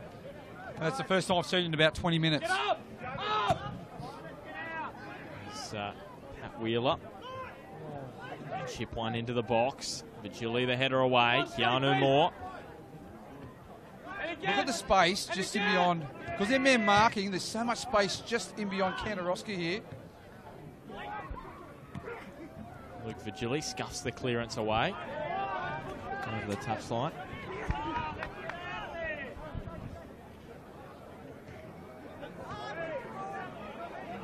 The thing with Josh Pennington, he's been superb again tonight. He's playing that free role in that back three. A bit like a sweeper role rather than playing zonal. He's been superb, just mopping up a lot of the loose ball there. Don Bazari. Loves his cycling, does Don Bazari. This does Peter great Haynes, ball. I should say. Here is McLaughlin into Brodie Taylor. Sanders unmarked to the back post before Vigili arrives. Here is McBrain. He tries to place it and blazes it over. Now I will say my thanks. This week, Ben O'Neill, he was the media manager at the Newcastle Jets. He's moving to a role in the FFA. I want to wish him good luck. He's done a lot for me, so I just want to put that out there. And yeah, he's a great bloke, Ben O'Neill. So thanks so much to Ben for all the help that you have given me over the last year and a bit. He's done. Well, yeah, he's done a ton. He's done a lot for me, and I haven't approached him, and he's approached me to, help me out, and it's been absolutely fantastic. Yeah, we wish Ben all the best. I met Ben once or twice before, and he seems like a lovely guy and very dedicated towards football. So. And that's the thing. You know that when you're getting into the media industries, we just see Peter Haynes getting some treatment. Normally you sort of ask for work experience, but Ben took me under his wing, and thanks so much for that, Ben. Now, CT, and I wait for you to thank me and Smudge and CT. We'll have to wait for after the grand final next week, boys, for that. There's still one more. There's still 30 minutes under our to go. wing. Not waiting for any thanks. Probably a bit of sledge. Here's Nico Giantsopoulos with the goal kick. Now, while we're in this moment, we're just slightly behind. We spoke about the Soviets before, and I mentioned to you boys that I'm going over to Switzerland at the end of the year, going skiing. Might be somewhere, Smudge, that you might want to go and live one day. Switzerland? Why? I wouldn't want to go to Switzerland. You might want to go to Switzerland. I mean, there's a lot of things going for us. Their flag is a big plus. Kyle, come away! One of your worst, CT. I'm looking. What colour is the flag? It's red and white. It is red. Switzerland. It's a red plus. I wasn't asking you. I was asking sorry. him. And a white background. I knew what colour it was. All right, back to I've the been game. Lucerne, yeah. It's a big plus. Yeah, we've had a little bit of a lull in action the last few minutes as Don Basari loses his footing, but a reminder that if the scoreline remains the same, we will have an extra 30 minutes and potentially a penalty shootout, which we haven't had in the NPL Northern New South Wales final series since 2013. Hamilton and Lambton produced that. Here is Brodie Taylor outside of the boot. Daniel McBreen chasing it. Oh, that was a lovely touch to get it back on his left boot. And now Brodie Taylor. Is it going to be a corner? No, it won't. Glenn Peterkin, assistant referee on this near side. And again, John Griffith's defence was absolutely superb. And just while we're there, thanking people, Bart, I just want to thank all the people that have been sending their relentless jokes through via text. I hope he's watching Bar TV, is he? I think that he is. He's watching Bar TV. I think that he is. Thank all the people that have been sending through the jokes. Can't read them all, but I'll tell you what, they're giving me plenty of material over the next couple of games we've got coming up. Just stepping inside was Pettits, Peter Haynes and Shane Paul. Oh, Josh Evans. Worker, Shane Paul. They need to follow. Yeah. Josh Evans. He is pushing forward. What a spin that was from Evans. He slid the ball around, and Kieran Sanders. See, no one followed Josh Evans then. The thing is with Magic, they've got 4 strikers on the park. In Haynes, Bradbury, Fajovic and Vigili. Wheeler. So therefore, less defensive players. Pasquale, McBreen, chipping forward. All defended by Magic, and Brodie Taylor gets brought down by Haynes, which brought cries from the Eagles crowd, but it didn't bring a whistle from Stephen Laurie. He was in a similar position to where Scott Pettit scored from earlier tonight. That looks like it maybe wasn't too heavy, and Aiden Bryce goes cartwheeling over the advertising hoarding at the back. Yeah, Aiden Bryce is deceptively quick, isn't he? Like, that looked like the ball was going over for sure with the dew on the ground or skidding off, but however, he got there, Aiden Bryce. He's a fine player. And it's definitely quickened up. You know, we said 3 to 4 in the centimetre, and now it's like definitely 3, if not 2. And that desire has given Edgeworth an opportunity here from the corner. We'll see if it produces anything. McLaughlin whips it in. Giantsopoulos with the punch. Here is Keanu Moore. It's still Magic. Relentless at the back. Peter Haynes is trying to find us here. I think this is going to hit the roof. You can hear the ball go down off a few roofs. McBreen, and be an Eagles throw. They'll keep applying the pressure. Vigili then just arguing with the linesman about it's their throw. He needs to concentrate on the job and get back and mark McBreen. It was definitely an Eagles throw there. Yeah, I don't know definitely. what he was arguing about. He was arguing. McBreen got in position. Quick throw. It was away. Bizarre. Josh Piddington rises, and Giantsopoulos takes out Keanu Moore. Stephen Laurie just closed the goal kick. I thought that's a good decision in the end. Here we go. Giantsopoulos, up he goes. And Yeah, total all good with that, there. guys. I think, like he's gone up, but the ball was clearly in Giantsopoulos' in his view, and that's where he was going. And Moore didn't argue with the referee either. So normally you see the reaction of the striker or the attacker when they're properly fouled. Now Bradbury and Squally there. Shane Paul. And now McBreen sliding in and was able to get the ball out from under Piddington and win the free kick there. Daniel McBreen. There's just this desperation about Edgeworth right now. They know. You can sense it. They're really pushing and pressing hard. Bradbury. They've lost just 13 of their last 65 here at Jack McLaughlin Oval. That's an unbeaten run of 80% of their matches. They haven't lost a finals match at Jack McLaughlin Oval in 4 years since they lost 7-6 in the shootout to Western. So they don't lose often here. They lost at Jack McLaughlin Oval this season. They lost just once. That was to Lambton. And they wore bright yellow as well. As up they rise. They've been white actually with their away kit, so maybe the connection not as great between the yellow of Magic tonight. Kieran Sanders. What a great ball by Sanders to McBreen. Was it a good decision there not to play advantage by Stephen Laurie? Unsure. Well, his first touch away from the danger and then just straight into McBreen. In the game, we speak about young players, keep the ball moving, keep it away from the danger. He's done exactly that, and you picked it out, Smudge. It's exactly what Edgeworth need to do right now. And there's a lot of pressure, isn't there, on that man Steve Laurie in the middle of the park. It is so tight. This is when referees get scrutinised more than ever as McBreen to Piddington. See with the ground bit dewy, sort of the ball sticking a little bit under their feet. Edgeworth's front third, their final ball's just been uncharacteristically a little bit short or a little bit long. Well, here it opens up for Fajkovic. Pass was a little behind Pettit. Scott Pettit onto his right, chipping it. Mazzari the header away. I'll tell you what, Bart, this game has got that real semi-final atmosphere, isn't it? Like last year, Magic, or Olympic versus Magic. Yeah, massive crowd in here at Jack McLaughlin Oval. There's the Eagles bench, looking a little nervous. And the Magic chant is up.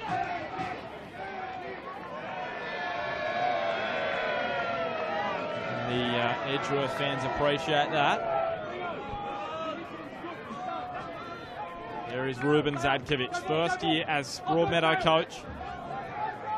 A season which started poorly but has since skyrocketed. 9 wins in their last 10 matches, 9 straight before the loss to Edgeworth. Do you know the one thing, what's different between Ruben Zadkovic and Damien Zane? Ruben definitely coaches the game from the sideline, every single play.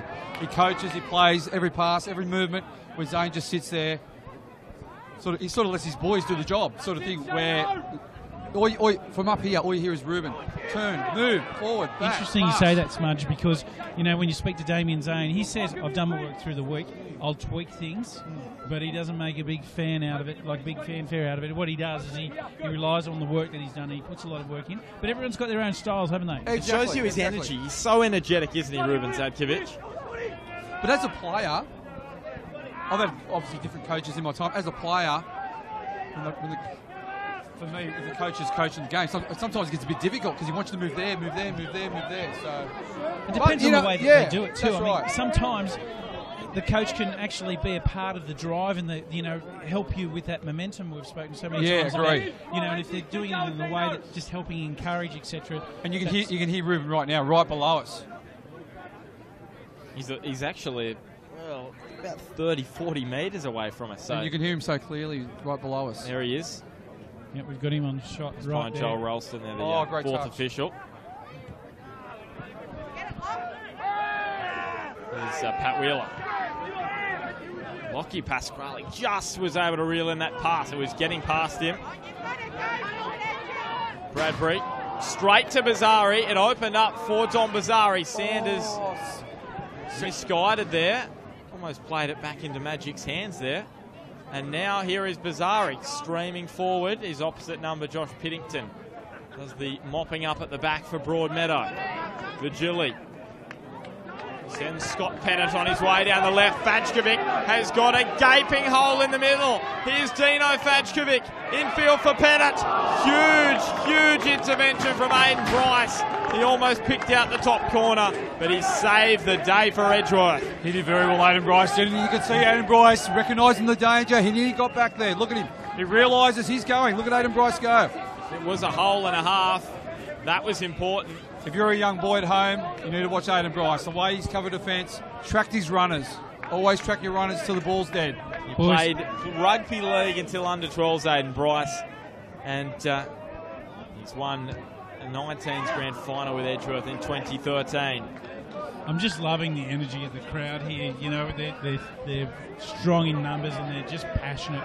It's great. We're really deep Both into supporters, the aren't they? The Magic Absolutely. supporters and Edgeworth supporters. Yep, absolutely. Just over 20 to go. Nate Cavalieri is strong in the air, and he's made some big saves tonight as well. That's the mark of a good goalkeeper. You don't have to do much, but you make the saves when you need to. As Fajkovic shoulder to shoulder with Pasquale, Wheeler the clearance. McBreen tried to roll under Taylor. There's a lot going on downstairs. And Fajkovic is down again. I don't know if he's still feeling the effects here of that head clash. Fajkovic, maybe a leg issue. We'll have a look in. He did have a head clash moments ago. We don't know if we've got it on replay, but maybe he's going to make way. Dino Fajkovic. They've got Fotef, Sonata, this and ball here Gould. for McBreen. Watch McBreen. If this goes over the top of Piddington, Brody Taylor was away. Reaction is a leg issue, and he certainly does look a bit how you're going. He scored against Broadmeadow Magic here in the regular season. Last season, Brody Taylor. It was a break. It was actually a cross in from the far side. He ghosted in at the back post and slotted it. Pat Wheeler will just do the...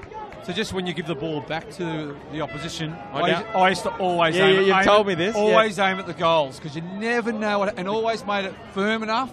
The keepers might stumble over. You just never know. You've seen it in the past. Always get a little bit firm, just so it makes the goal line. You never know with the keepers. That's a little bit naughty, but there you go. you don't do that one, Smith. CT. Always aim for the goals. You're knocking it back. Just make sure it's hard enough to go in if the keeper misses it. Did you tell your players to do that, CT? Maybe that was the difference. No, you're giving the ball back. It's just in front of the goal, so they get it centrally. At some point, maybe not this year, maybe not next year, I'm going to tell people why we call you Smudge. Here's Luke Vigili. So, but CT, if you're thinking about that, so if you just kick it to their keeper and they stumble over and it goes in, would you purposely concede? Just sort of, you go, well. No, if it goes in, you take it. You just walk away, take it. You're giving the ball back. It's up to the keeper to control it and give it back. You just do it at the weight. Oh, he's McBreen.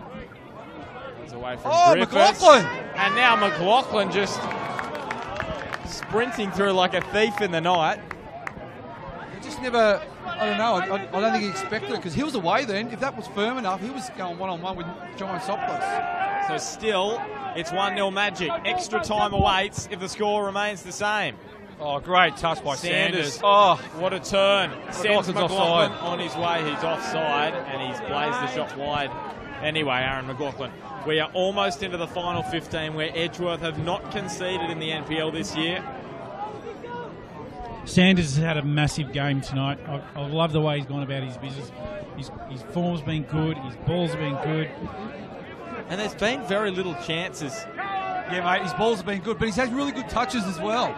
The ball's skidding. He's having great touches. Good one, CT. You put your foot in it there. But just talking chances-wise, it's been it's almost the opposite to last week's match, where in the first half, there were no chances of note, really. McBreen scored off the one chance in the half that Edgeworth had, and in the second half, it really opened up.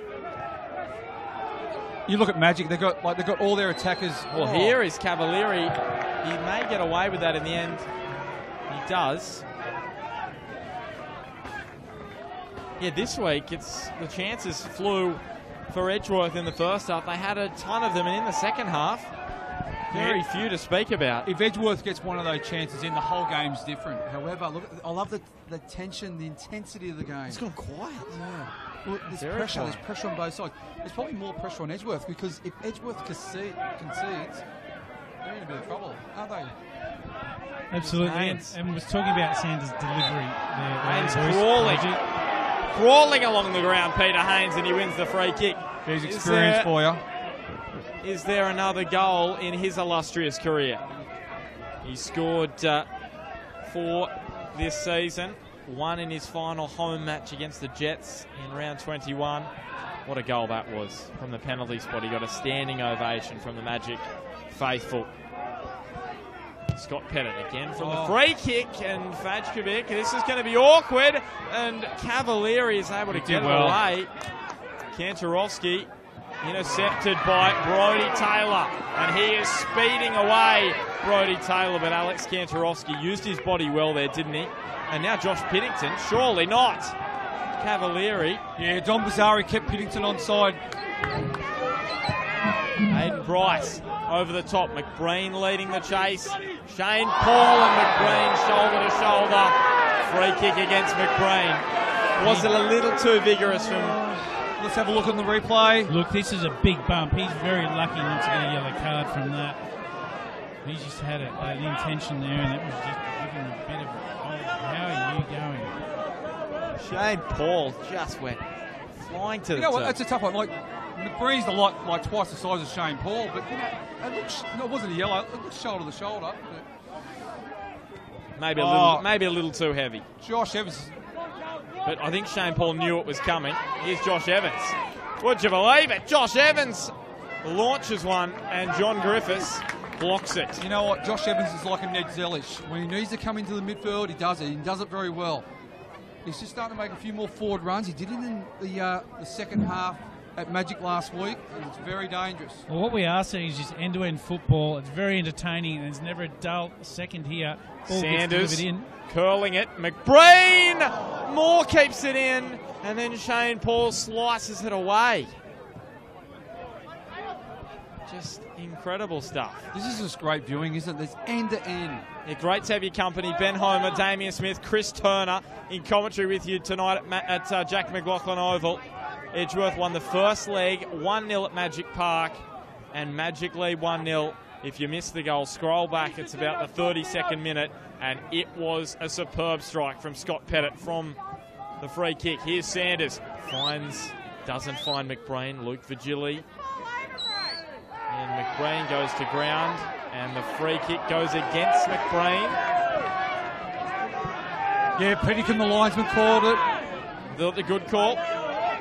But he may have gone down there a little soft, McBreen. McBreen's getting a little bit frustrated, isn't he? And he's going to get a card here. Had too much to say to Stephen Laurie.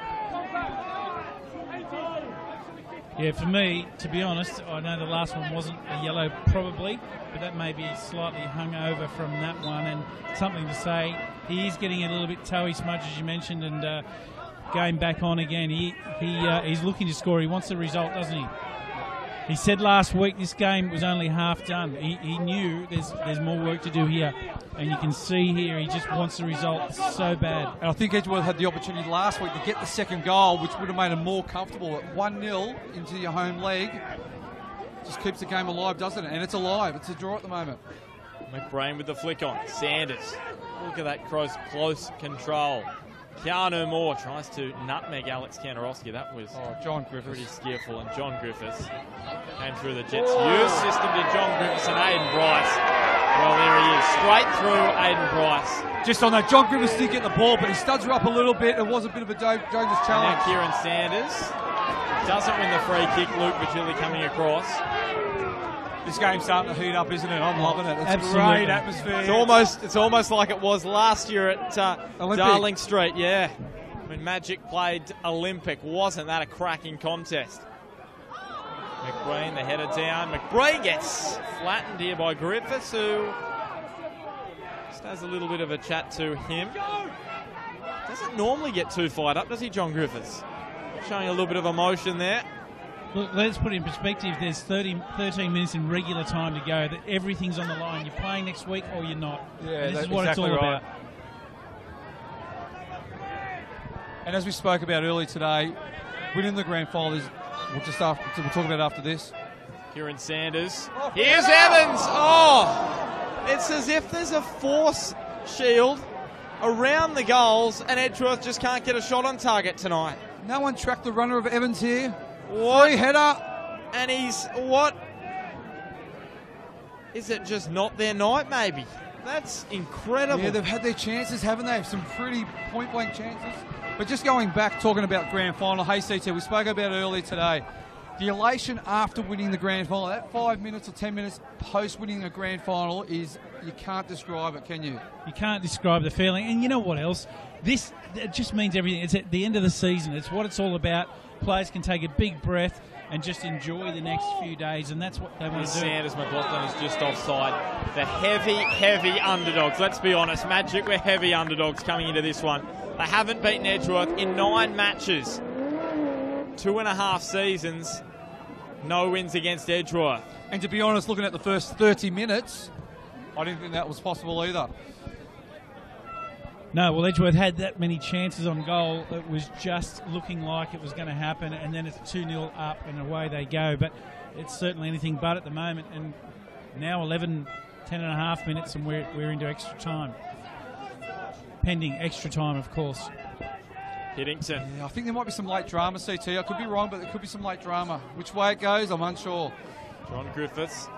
When the game's this quick for this long, and it's open this at the much moment, energy, isn't it? Yeah, and it's end-to-end. Anything's going to happen.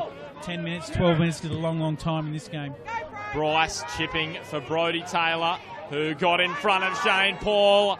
He looks for McBreen. He's instead tried to find Keanu Moore. Hey, on a dewy surface, you want Brodie Taylor going at the defender inside the box, because anything could happen. Oh! And Bryce tries one, and Giant Soplis had to quickly backtrack. It was swirling a little back towards goal, and no changes yet from Edgeworth.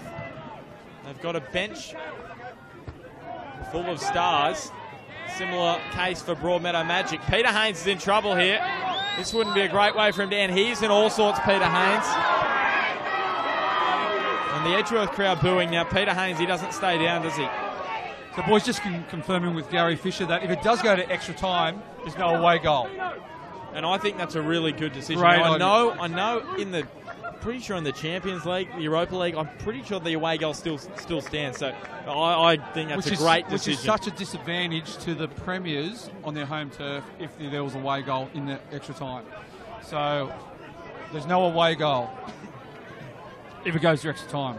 Wouldn't you love it to go to extra time? Extra 30 minutes of this. It's been such a... I CT wouldn't. He hadn't seen his wife since Wednesday. Oh. Well, and kids.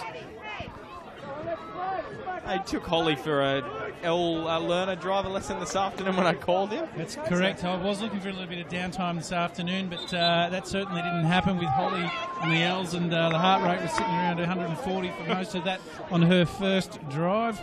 So I'm sure most parents would appreciate that one.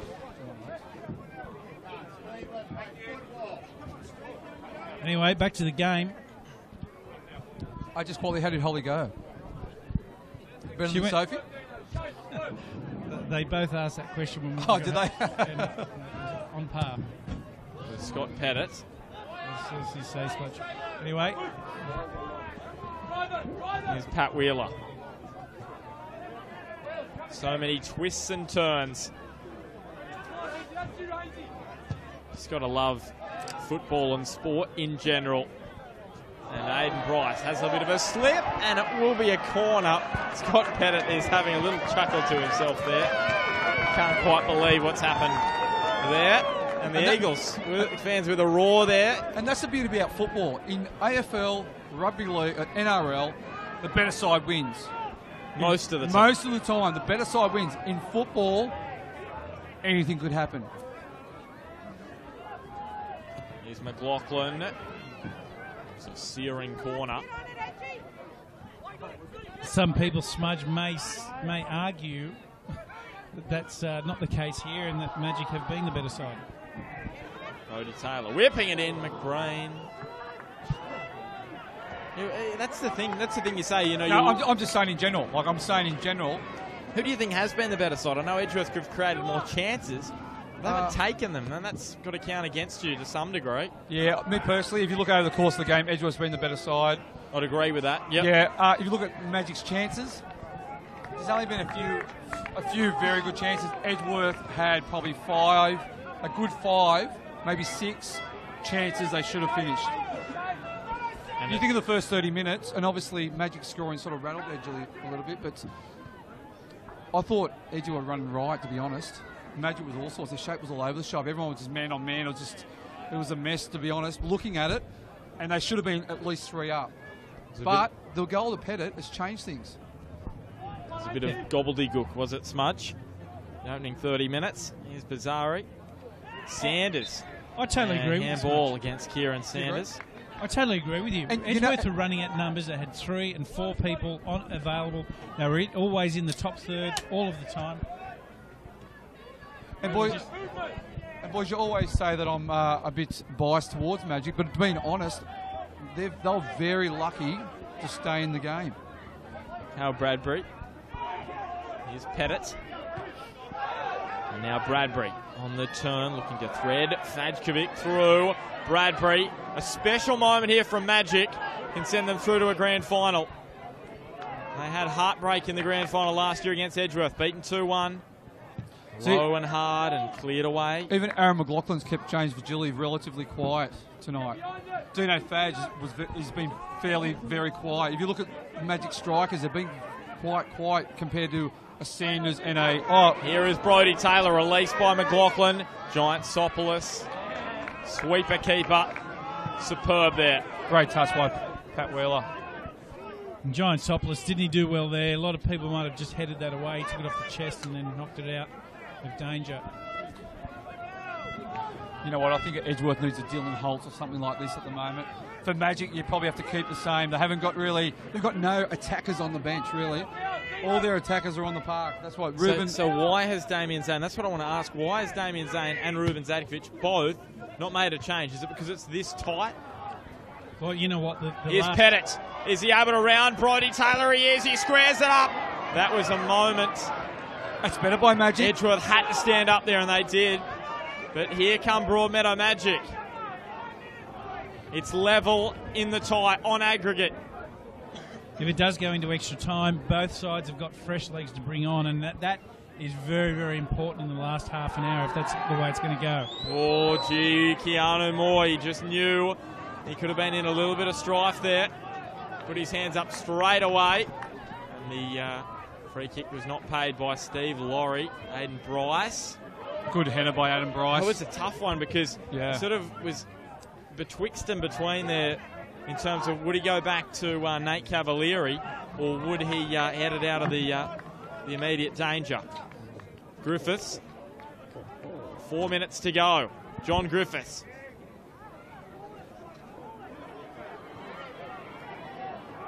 Now he's a quality player, isn't he, CT? Josh Evans, he's pushing himself forward. Yeah, you mentioned Ned Zellick before. You know, it just shows. I mean, the class of the player that he is, and he just injects himself at the right times. Yeah. Doesn't leave them exposed at the back, and he's just doing everything for his team to get a result here. Pat Wheeler, low and straight to Pettit, and quickly Magic push forward. But Josh Evans again, he's been up there. I'd say Brody Taylor has been up there as one of the best on the park, as has Josh Evans. For Broadmeadow Magic, John Griffiths. I think Josh Pennington at the back, he's sort of playing a sweeper role tonight. I think he's been superb. John Griffiths has been superb as well. Has there been a bad player out there? Sanders has been good. You know, it's hard to find a bad player out there on either side. Kieran Sanders, Brody Taylor, he has been very good tonight. Sanders is touch. Here's the touch back to Taylor against the corner flag. Taylor just hits it. McBrain rises. It's more on the turn.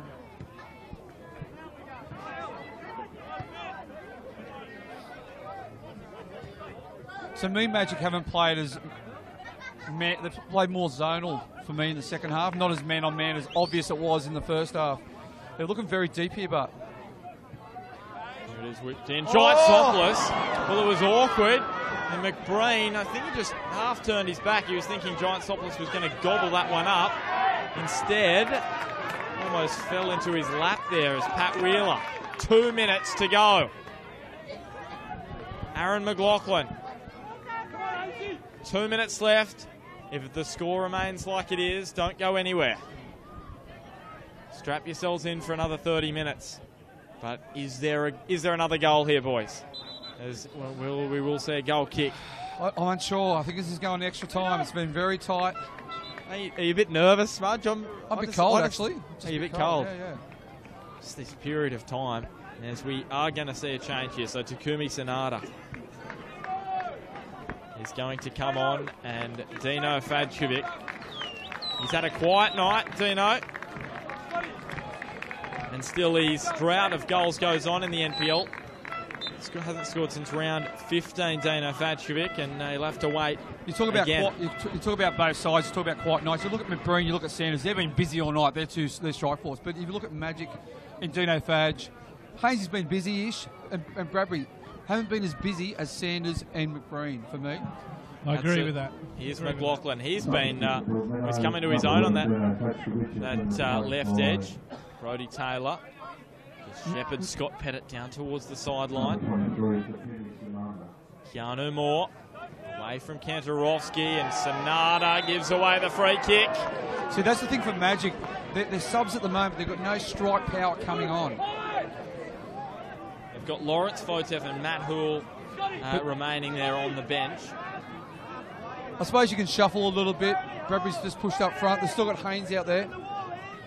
Now, at a time, we may have a little bit here in the second half. We've had a few injuries. Peter Haynes was down. Fadkovic spent some time on the... at least 2 minutes, I'd say.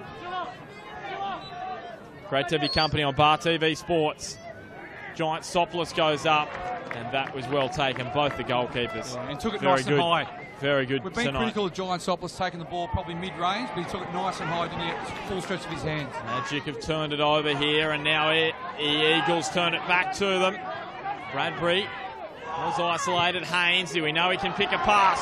Scott Pettit, he scored the earlier goal for Magic. Here he is, onto his right, and he sprays it off an Eagle, and it will be a Magic throw. Yeah, Whoa. Great opportunity for Pettit. He sized him up. He did, and he went the right way. He was looking to take his ball right to left inside. Probably the right-hand top corner is where he was aiming. And it's gone over this. It was an offside. Well, that's poor from Magic, to be honest. Against the touchline. Almost a minute of stoppage time gone. Yeah, I'd say, but I'm thinking about another 2 minutes. CT, what are your thoughts? I'm thinking maybe more. Maybe more? Could be 4. We did have a little bit of... a few stoppages. There's Taylor, McBreen. Yes, I should say, here is Brody Taylor, Giant Sopless. The angle of that pass looked like it was going more towards Brody Taylor, didn't it? But obviously it went to Giant Sopless. You can feel the temperature really dropping here at the moment, boys. And, they're certainly heating up in the park, that's for sure. But maybe it's going to go another 2 minutes, and then beyond that, we're going an extra 30. Well played by Josh Evans. Not since 2013 has a Northern New South Wales NPL match been decided in penalties, and not since 2015 have we gone into extra time in a finals match. What's interesting as well, Damien Zane hasn't made a change, has he? Obviously he feels comfortable with the plays on the park, will do the job. It was similar in the FFA Cup as well. He only made one change that night. Brought Adam Corley on. And there's Pasquale. Taylor. Lockie Pasquale as the mist descends on the southern end. Piddington, the clearance away. Sanada just route one. Let's get it up and over halfway. Haynes with the header on. Virgili, we know of his pace. Evans doesn't quite get him. Virgili, still Virgili. Cavalieri stands tall again. Quality by Cavalieri. Stands his ground, wasn't it?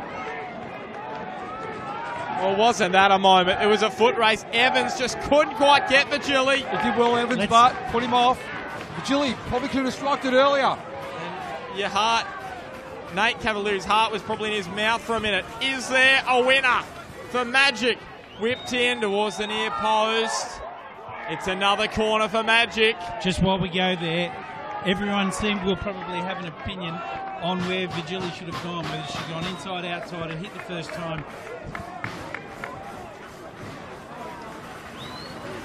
Here it is, whipped in. The header is another corner. Here by binoculars, now the mist is descending. There's Takumi Sanada just come on to the ground. There's the mist going across the ground. Sanada whips it in near post. Griffiths flicked on. Makes it up for Kanarowski. It'll be Edgeworth that will bring it away through Aiden Bryce. Is there more drama to come? Giant Soplis will let it run. Stephen Laurie not looking at his watch yet. Zadkovic screaming at his troops. Vigili again. Burns away down the right edge for Magic. Wheeler. End to end, isn't it? Turns away. For me, Magic's been a lot better in the second half. And we are going into extra time. It's been a titanic battle here at Jack McLaughlin Oval. Credit to Broadmeadow Magic. They may not have created many chances, but they've held strong at the back. We are going into an extra 30 minutes. Edgeworth, full time here at Jack McLaughlin Oval. The Eagles, 0. Broadmeadow Magic 1 in 90 minutes. It's Broadmeadow's first win against Edgeworth since 2015, but it won't feel that way if they go down tonight. CT, can we take a breath now? Wow, what a 90 minutes. It has been a sensational 90 minutes. In fact, 94, I think it ended up in the end. But you know what? This game has had it all, and it's what you expect out of a semi-final of this nature. What's going on here right now is both teams are sizing each other up, and it's just great to see such an entertaining game of football. But we've had everything here. We've had Edgeworth come out and early in the game. They look like they could have been 3-4 up, as Smudges mentioned. I agree with that. But then we've also had this goal from Scott Pettit, which has turned the game on its head. And now it's been end-to-end, and now we've got 30 minutes. We've got substitutes on the bench. Looking forward to the next half an hour. Now we've got Gary Fisher from Northern New South Wales. Gary, you just able to let us know about the format here? Yeah, guys, just thought I'd fill you in on what occurs now and your viewers, obviously. In extra time, there'll be 2 equal periods of 15 minutes. They'll be played in accordance to FIFA Law 8, and this applies in our first grade competition only. And an addendum to that rule is the away goal rule does not apply in extra time periods. So if it happens that both teams score a goal, it'll be going to penalties. Yeah, so there you go, Gary. Great game, though. Yeah, very enjoyable. An enthralling match of football. So we just take a breath. And 2 quality matches today, haven't we seen? We saw Lambton and Hamilton earlier today. Yeah, two great semi-final matches, and this is why the 2-legged semi-final is so exciting, Ben. It's just, you know, end-to-end stuff as we've seen in the last, say, 30 minutes here, and anyone's game, and it just keeps the game flowing right till the end. So great football. Let's sit back and enjoy another 30 minutes or so in the next little while. Yes, once and everyone grabs their breath down there by the look of it. Yeah, exactly. CT, have you had dinner yet? I haven't No. had dinner yet, so it's going to be around midnight, I'm thinking, at this point. If what was the time here? 9:19. So yeah, the schnitzel burger at Hamilton, CT. It was 3/4 of a delayed schnitzel burger as my total intake for the day. So we're just waiting for the referees. They're just going to have a little chat. Steve Laurie, CT, pressure's been on him. Thought he stood tall again here. Yeah, Loz has done a great job tonight, and you know what? Credit to the referees and Rod Allen and the way they go about putting these guys out there. They've really they're coming on at the top level here and held it together well, and he's done a great job. We're going to see everything come out now, and what about this, Bart? The next goal, such a crucial one for either side. The momentum and the shift from that. look, we know 30 minutes is a long time in football, but at the end of this 30 minutes, the penalty shootout sports grand final. So here we go. Extra time is underway at Jack McLaughlin Oval. A reminder that away goals do no longer count. Dylan Holtz dispossessed by Pettit. Josh Piddington launches it up the ground. So half an hour of football to come now. There was a penalty shootout actually earlier this evening on Bar TV in the Canberra semi-final, I believe it was. So maybe just something in the air tonight.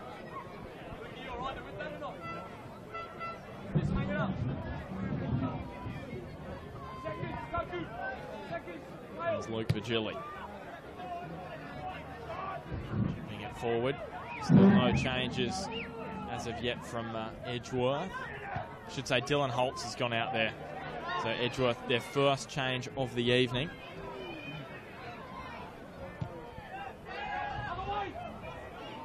Kantarovski.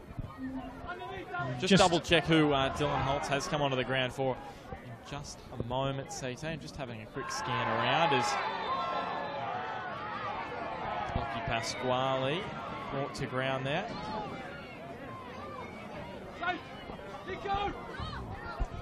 Smudge, we've just lost. Sorry,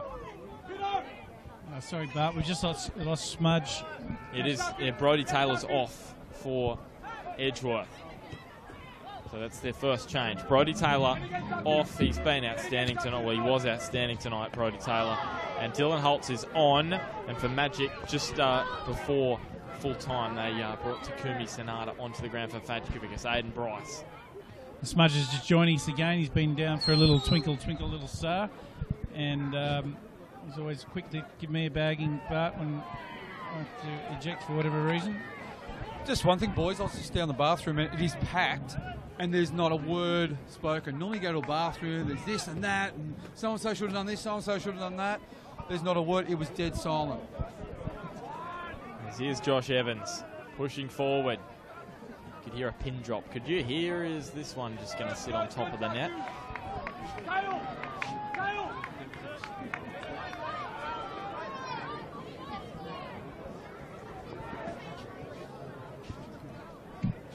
Now we've got a tweet here from George Devatek. He says, at Bar TV Sports, the boys are doing a great call on Edgy v Magic, watching from Melbourne, but CT's jokes are terrible. They are, George. I totally agree with you. They're terrible.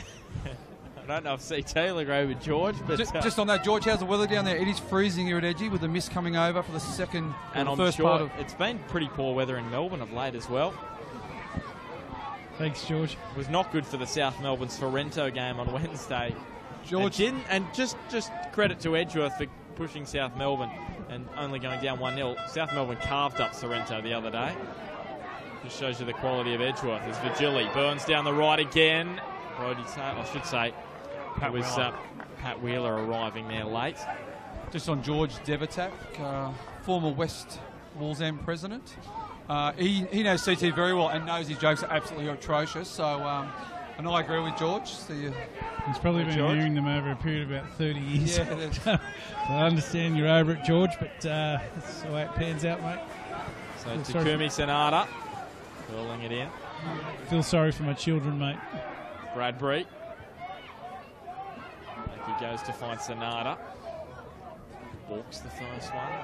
McLaughlin. Cavalieri almostly did. Just bounce it. Spilled it. And he was able to regather. Boys, you said there was another change for Magic, was there? Sorry. Change Dylan Holtz for... Dylan Holtz on for Brodie Taylor. Yep. Oh, was that the only change? It's the only change to open the extra time. And boys, I'm pleased to announce that you guys get 3 times pay now that we're going to extra time. Oh, good stuff. That's perfect. So 3 times 0 is what? 0. Oh, happy days. We're laughing, CT. We are laughing.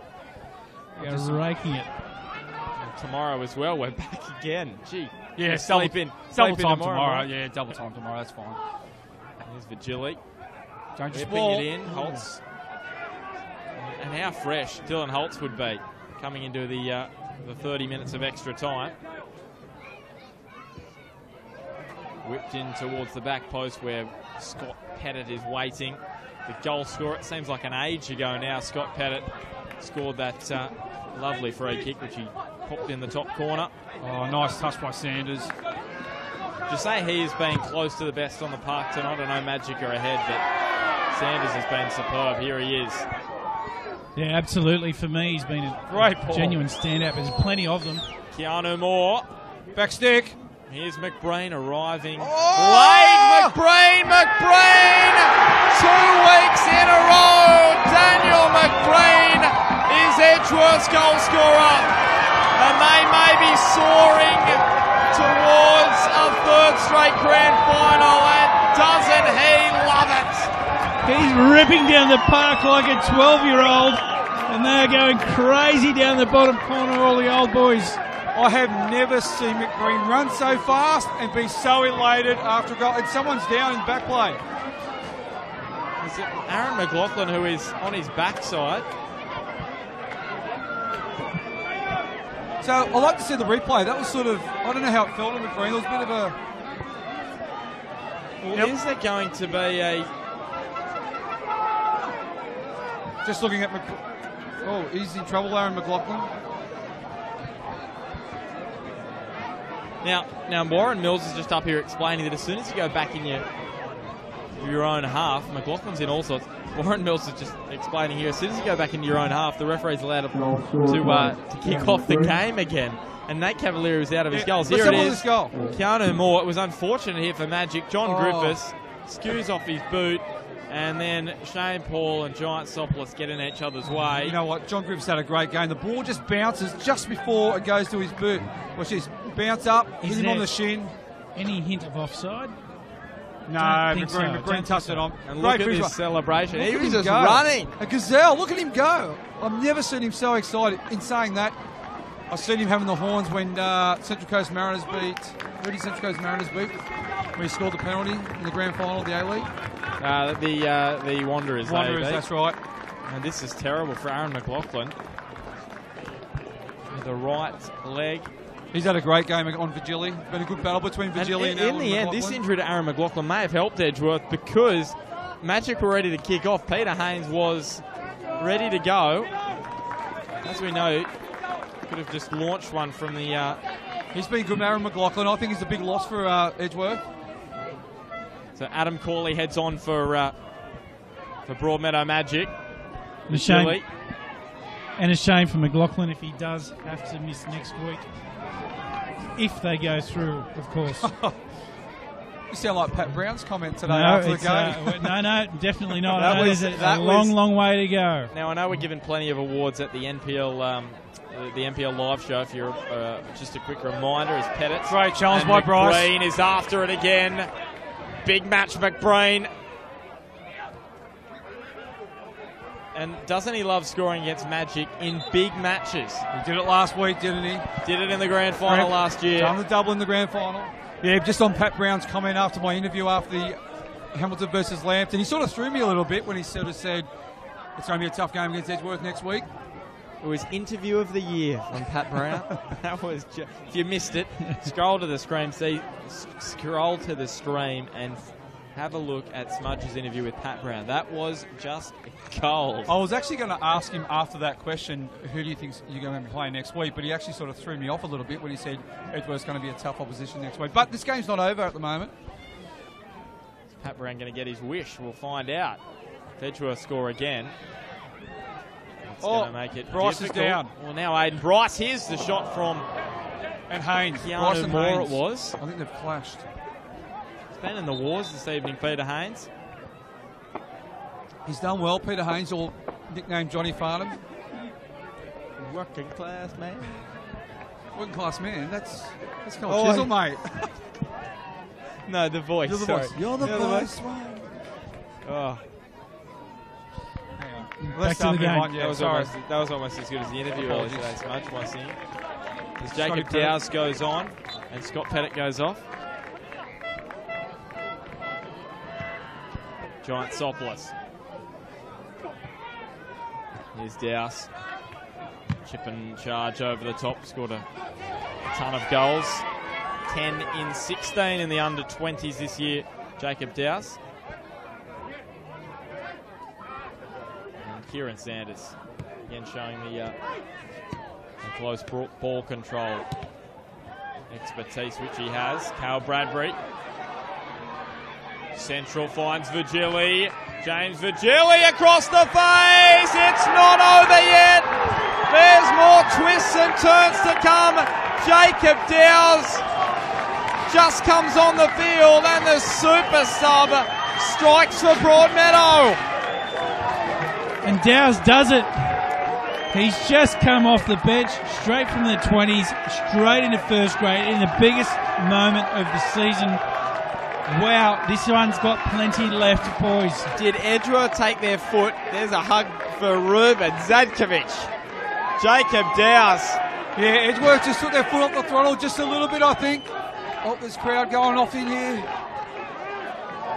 James Virgili done wonderfully well. Crossed the ball in for Dowse, and what a finish. As my good old mate, Andy Roberts, used to always say, no petrol. Is there petrol left in the tank for either of these sides? And didn't the Magic fans love that? No petrol. Is he talking about the V-dub? He's talking about the V-dubs, mate. No petrol. I mean, you want to run till it's empty, mate. Pasquale.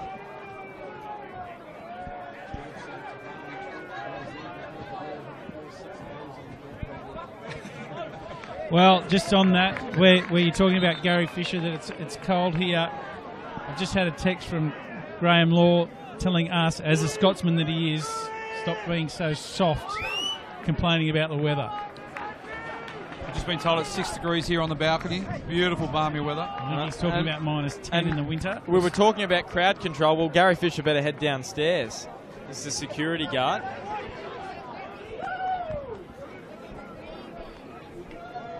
He starred last year, Gary Fisher, in an episode of semi-final action. Hamilton and Broadmeadow Magic. He was the saviour, I think, Smudge. Gary Fisher. Oh, he was. Keeping the fans away from each other. Luke Virgili, is this an injury which is going to end his night? You know what, that could end his season if they get through as well. Having a bit of a groin problem, he's really struggling to walk.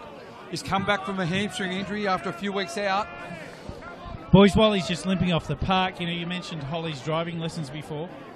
We bought this is your daughter. For yeah, this people is that our don't know. daughter. Yeah, that's it. Sorry, but it is my daughter, and she had her first lesson today. But 2 years ago, we got a Volkswagen Tiguan, and we drove it into the car park at Charlestown. Andy Roberts would love that, mate. Oh, he would love it. He's got Volkswagen headquarters, drove it in mate. next to another Tiguan, and the girls and the whole family's in the car. I said, "What are you driving out of the way next to this other Tiguan?"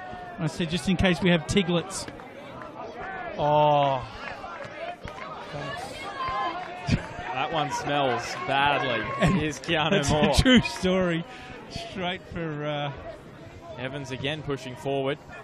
That's the thing, I just felt with that goal, it was just a matter of Edgeworth taking their foot off the pedal. Don't be disguised by the score. It is level effectively in this one.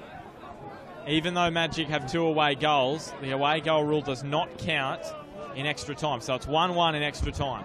Yeah, I think Edgeworth, going back on the goal, I think they just got caught out a little bit. They probably thought they were home and hosed. There's the nod on from McBrain. What are you feeling, CT? This is going to penalties? look, It's a long way to go. I still think we haven't even completed the first half of extra time yet. There's a long way to go, and we've had 2 goals in it. Edgeworth have only played 1 penalty shootout this season. That was in the Heritage Cup against Adamstown, and Adamstown won that one. Just going back on the V-Dub story, mate, I just want to give a big cheer out to my mate Andy Roberts, probably sitting at home with his dog Jimmy, watching, and his lovely wife Alison, watching VAR TV Sports. We know he loves Scotland as well. Can't wait Yes. to get over there at the end of the year. And just back to the Tiglets, George Devitak reminded me of that joke, bizarrely enough, when he said how bad they are, because that's what the family said. Oh. What an awesome night of football we have had here again at Jack McLaughlin. It just Oval. reminds you of last year at Olympic, hey? Magic versus Olympic. This is just taking it to a The whole new atmosphere, level. the crowd's really involved now. McBreen up he rises, but Piddington there too. And all that energy, that's the thing, all that energy McBreen used up with that run after scoring and the emotion that was going through him. There's a period then, now that they have conceded, you just feel a little down because you've used a lot of energy with that emotion. Great touch by McBreen. Here's Holtz trying to thread it through for Corley. You know what, McBreen, he's still got it, hasn't he, CT? His beautiful touches. He's still very mobile. He's just the perfect solution for Edgeworth since he's come into this group. Just changes everything he does, doesn't he? Like that moment there and the way that he ripped down the park, what a message it sends out to your group. And it's great to see him going again. And let's be honest, Smudge, Edgeworth scored that goal through McBreen. Did you think they were on their way to the yes, grand final? I did. Oh, I did too. Honest, I did. And that's what Edgeworth thought, I think. I thought, well, here we go. And Jacob Dow's off the bench and onto the score sheet. I'd like to see the goal again because it sort of just happened really quickly. Hey, I'm not quite sure if Edgy got caught out, but Virgili looked like Virgili was having a shot, but it sort of went across the goals, and Dow's, being a striker. Cavalieri was out of position for once. He was just in between the devil and the deep blue sea, really. He didn't know whether to come or go. And in the end, he did neither. Here is Josh Hayden Piddington. Bryce. Josh Piddington just went to play the ball out, and I'll tell you what, he's had a sore knee for quite a few weeks now. Looks like a medial for me. He just played it on the inside of his foot, which for me just went down, didn't catch it correctly, and I think he might have a bit of a mild medial strain there. And he knows it, I think, as well. Yeah, he doesn't go down. Russell Piddington is coming out. No, he's a guy that if he goes down, he's hurt. Remember last year in the semi-final? He soldiered on and then he missed the grand final, didn't he? I think he's in a bit of trouble, actually. He knows. As soon as he hit it, he didn't connect it correctly, and I think that's his medial. However, while he's warm, you can play through a medial. How gut-wrenching is it for him? 2 years in a row, and I know they're not assured of a grand final spot this year, but 2 years in a row we could potentially miss the grand final if they make it. With an injury in the second leg of a semi-final. Hayden Bryce. And Jacob Dow's, the Magic hero at the moment. God, he reads the game well. Josh Evans, doesn't he? He needs to be a little bit careful. He doesn't.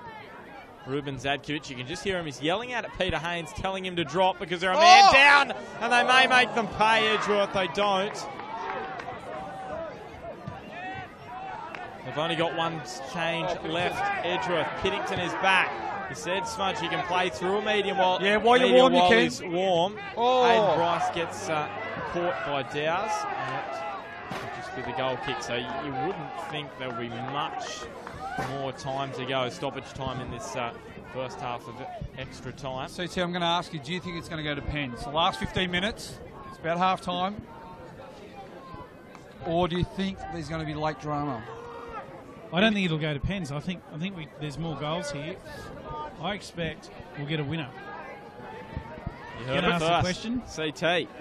God, it's been a torrid affair, boys, hasn't it, tonight? It's almost as bad as CT's jokes. Your use of the word torrid, Smudge, is Hayden Bryce. McBreen turns and curls, and the boot was up there from Keanu Moore up around the head of Virgili as he bent down to head that one. No connection. So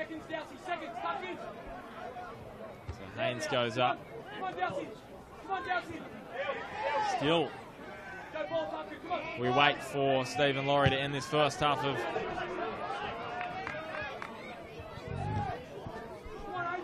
extra time. Kago Moriasu warming up. He has a great record here at Jack McLaughlin Oval. 21 I should say, of his 27 goals in the NPL here at Jack McLaughlin Oval. Just 6 scored away from home. McBreen, the touch back. Pasquale, just off the knee of Virgili there. And we've seen Moriasu come on in the past and make a difference. Boys, he's come on and scored goals. And you know, obviously Damien Zane is thinking that is a realistic possibility here. So that's what I was thinking with Magic. games like this, it's all about your 16 players. It's all about your bench as well. Magic had no strike force on the bench. In saying that, they did get the result at half-time to force it extra time, so not discounting that, but they've got no strike force. Oh, great touch. McBrain touches on to Dylan Holtz. Back to McBrain, and the outstretched boot of John Griffiths fortuitously this time goes wide. Half-time in extra time. They'll just switch ends, and they'll go at it again.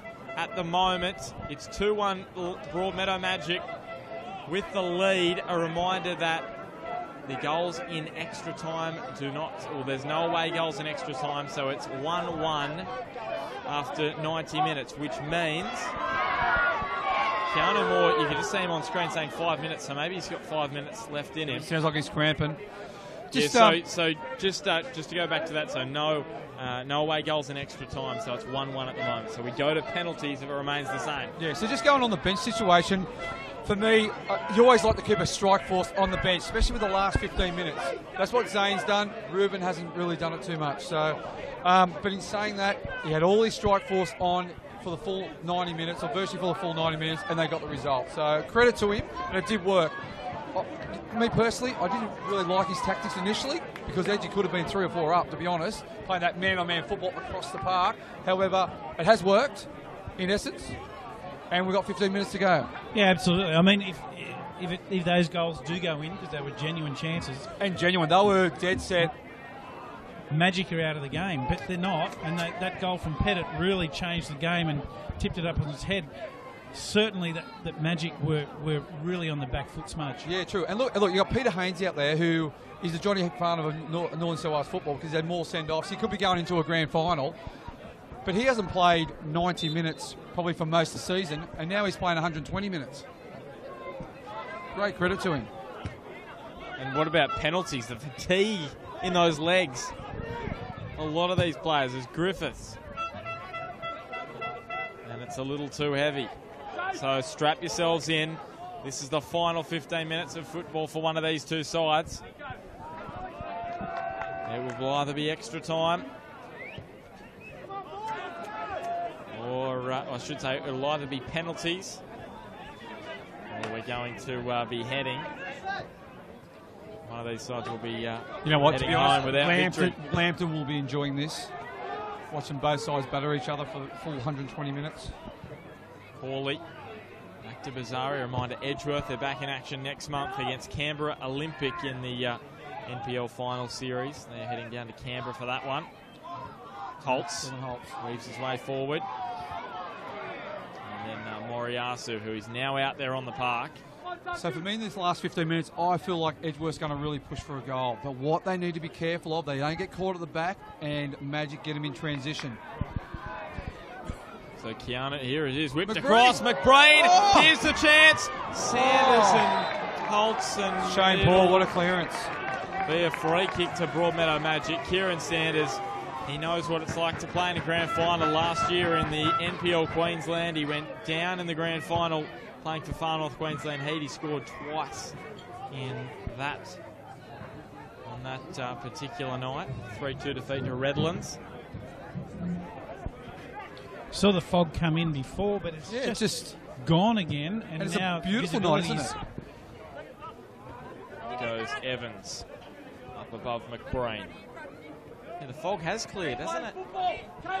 Hey, boys, just on the early game today, it's great to see Nathan Morris and Joe Wilhouse back on the park for Lambton Jaffers. They've been out, and hopefully James Pascoe recovers from the sick bed for next week's grand final. He was in all sorts apparently today. Corley. Yeah, for sure.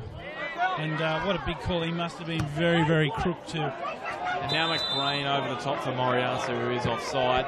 He must have been very, very, very ordinary. It's only a ball, Bart. Don't be too scared. It's just a ball, mate. Not be able to turn up to the game today because I haven't really heard of that before. But yeah, I hope he's feeling better. Come on, ref.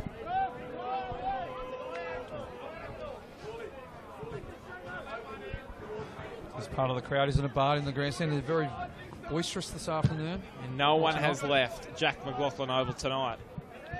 Sure, it's good for the beer sales, Smudge. Yeah, wouldn't know, Bart, but probably is. Shane Paul. Such a diminutive figure is the number 12 for Magic. And that one will run over for a Broadmeadow corner kick. Yeah, any team will love a Shane Paul in your side. He's one of those guys who gives 100% week in, week out. He plays virtually the same every week. We've got Chris Berlin, there he former is in the Magic, crowd. and Daniel Casarelli, both former Magic and Edgeworth players. Harkin Canley as well over there. He's playing tomorrow. Yep, for Harkin. Cooks Hill, yep. Yeah, big turnout tonight. Cavalieri with the punch away.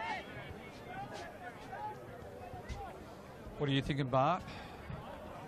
I'm thinking... Do you think this is going to go to the Pens, or do you think there's going to be some late drama in this torrid affair? I'm going to say Edgeworth are either going to win it... Or lose it. Or... Oh, yeah, that's a good one. Edgeworth are either going to win it or it's going to go to penalties. I cannot see Magic winning it in extra time.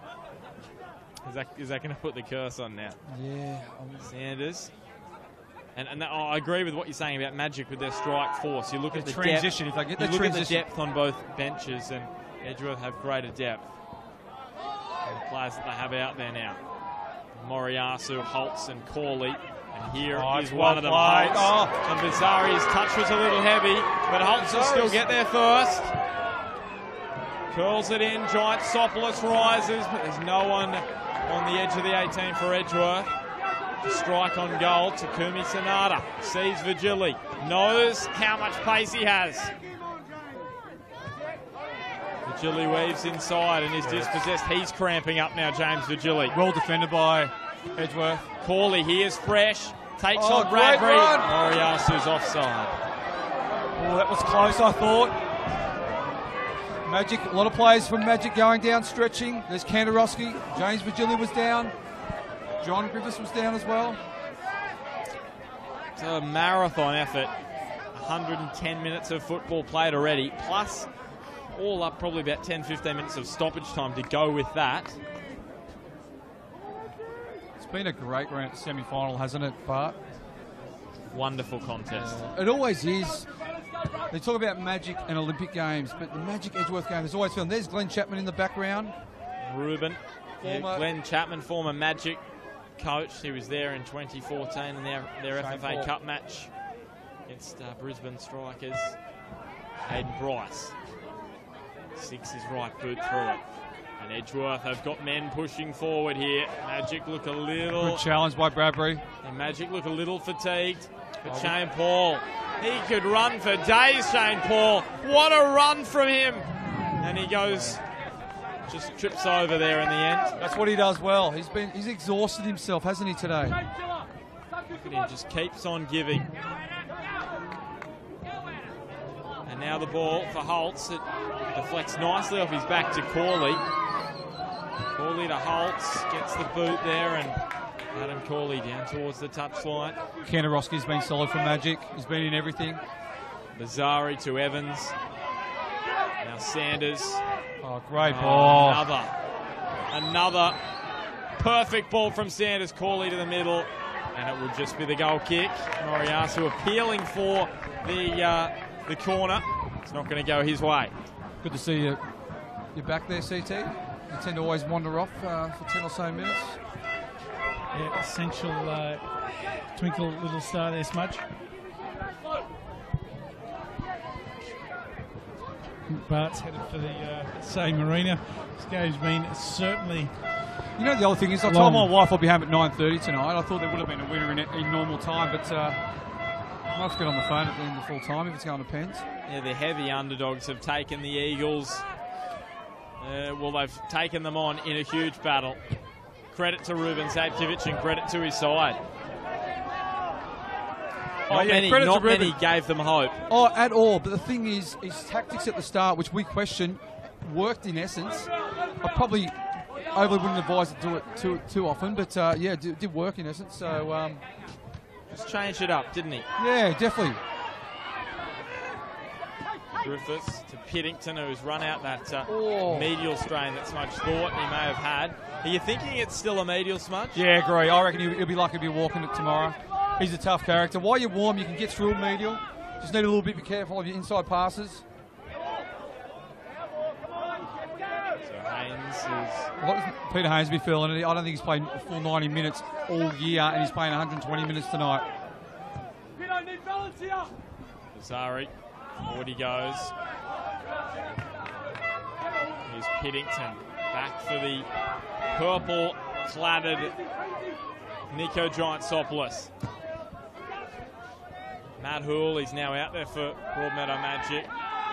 Mentioned before the match, Smudge, that Magic have been so miserly in defence when Matt Hoole's been there. Yeah, I was concerned when Matt Hoole didn't start the game because he's been superb. Like I said, when Matt Hoole's been in that back four, even though they're playing a back three, they've only conceded 5 in 8. Where prior to that, they conceded 23 or 22 in about 11. Let's come on for Luke Vigili, who has succumbed to that groin injury. I'll tell you what, there's going to be some wounded trips for either side, whoever gets through in the next week's grand final. Aaron McLaughlin's gone off injured. Luke Vigili's gone off injured. Josh Pennington's playing with a bit of a busted knee. Dino Fadge went off injured. Lambton are sitting back and enjoying it. In saying that, Joe Wheelhouse was limping around after the game. He'll be obviously taking an injection into the game. Wheeler chips it forward, Giantsopoulos, AFL style. Great grab. He's played in a big match against Lambton Jaffers, effectively like a grand final, the FFA Cup, where he made some awesome saves. Here's Evans. Joe Wheelhouse. Will he get another shot at them next week? Evans, well blocked by Griffiths. Don't you love it when he moves himself forward into the midfield? He just creates. Like we say, he's so calm on the ball. Quick corner. Here's Sanders. Yeah, seeing Josh Evans in full flight is something, isn't it? CT, you want to say something? Yeah, I was just going to say, he's very difficult to pick up as he's coming through the middle of the park as well, because you're coming without a runner generally, and that's what makes him so dangerous. So Sanders, hands on the fence. Curling it high, McBreen up, rises! It's into the side netting. Paul McBreen celebrated. He thought it went straight in as an own goal, but I thought it was in as an own so goal. did I as from well. this angle. I was thinking, how am I going to call this? What's going on here? Here it is. What's McBreen? There's Matt Hoole, who's headed it into the side netting there. Actually, if you look at Johnny Griff, he thought it went in as well. So Corley looping high. And the clearance away from Haynes. Magic fans whistling. It's a little too early for that. 4 minutes. And a very deep Magic here. Bazari, there's a bit of fatigue in the legs. Broadmeadow fans enjoying that stray pass from Don Bazari. He spent some time over in Italy in his career. A star for Edgeworth in 2017. One thing's for sure, boys, no one has left this park. It has just been an absolutely amazing match. Absolute cracker, hasn't it? Semi-final football at its best. The intensity, the respect each other's shown to each other. It's been a great game. Well, respect when you're going to go man on man. That's respect. And respect with the amount of early interchange, you know, how much they stood off each other, got close, congested it, broke it up. I mean, this game has had everything that you'd want to see in a semi-final match, Smudge. Oh, 100% agree, CT. But for you, in your tender years of commentary, you've got to be enjoying this. Here's Vigili, and it just has been awesome to watch. Vigili, a bump, Magic fans go up. Yeah, no foul. It was in range for the man of the moment, Scott Pettit, who was no longer on the ground. Jacob Dowse came on for him and scored. So Scott Pettit's replacement scored as well as Scott Pettit. So there's... Was that Dowse's first touch? Oh, would have been pretty close Yeah, he to just sort his of just first came touch. on, yeah. And what a way, what a time, I should say, to score your first goal in first grade. Oh, was that his first goal in first grade, was it? Believe so. Hasn't scored this year, and I'm trying to think whether he didn't score last year, so as he played when he was a very, very young fella, Jacob Dowse. who's been in the under-20s. I mentioned 16 goals in, 10 goals in 16 games in the 20s. Magic's 20s missed the finals by a point. Coached by Magic legend John Bennis. Peter Haynes. Well, I don't know about that. Yeah, I thought he defended very well, Peter Haynes. Zadkovic is blowing up on the touchline. Absolutely livid with that decision. Yeah, he used his body well, Peter Haynes. Just got in front of him, Corley. Corley's on here. If they play nice and quickly with Corley, he's one-on-one with Ken Roski on the edge of the box. You can just see Corley's off screen, and yeah, he's there look at he that, is. and look at the space. In the end, it's just Sanders who's going to lob it in there. Will it fall? It does fall, but it falls to Magic, and Kale Bradbury tries to send Virgili. Way over hit. Bazari calls wide here for Adam Corley, and doesn't Bazari find him this time with the left peg. Corley away from a couple, chipping it forward. He scored. He's only scored twice this year in the NPL. He scored some in the Cup. He scored twice in the NPL, both against Magic in that round 12 demolition job. It's a little different tonight. Bazari touches it down to Corley. He wins the throw. We could be heading to penalties. It is getting closer and closer. They played in the FFA Cup last year, and it went to penalties. Edgeworth won. McBrain's offside. Edgeworth won the penalty shootout against Magic last year in the Cup. They played Adamstown in the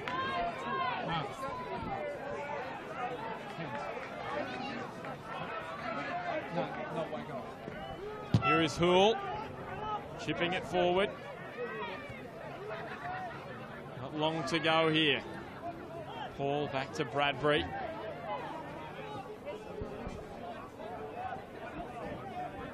Now wide for Dowse. And Stephen Laurie will send us through to a penalty shootout.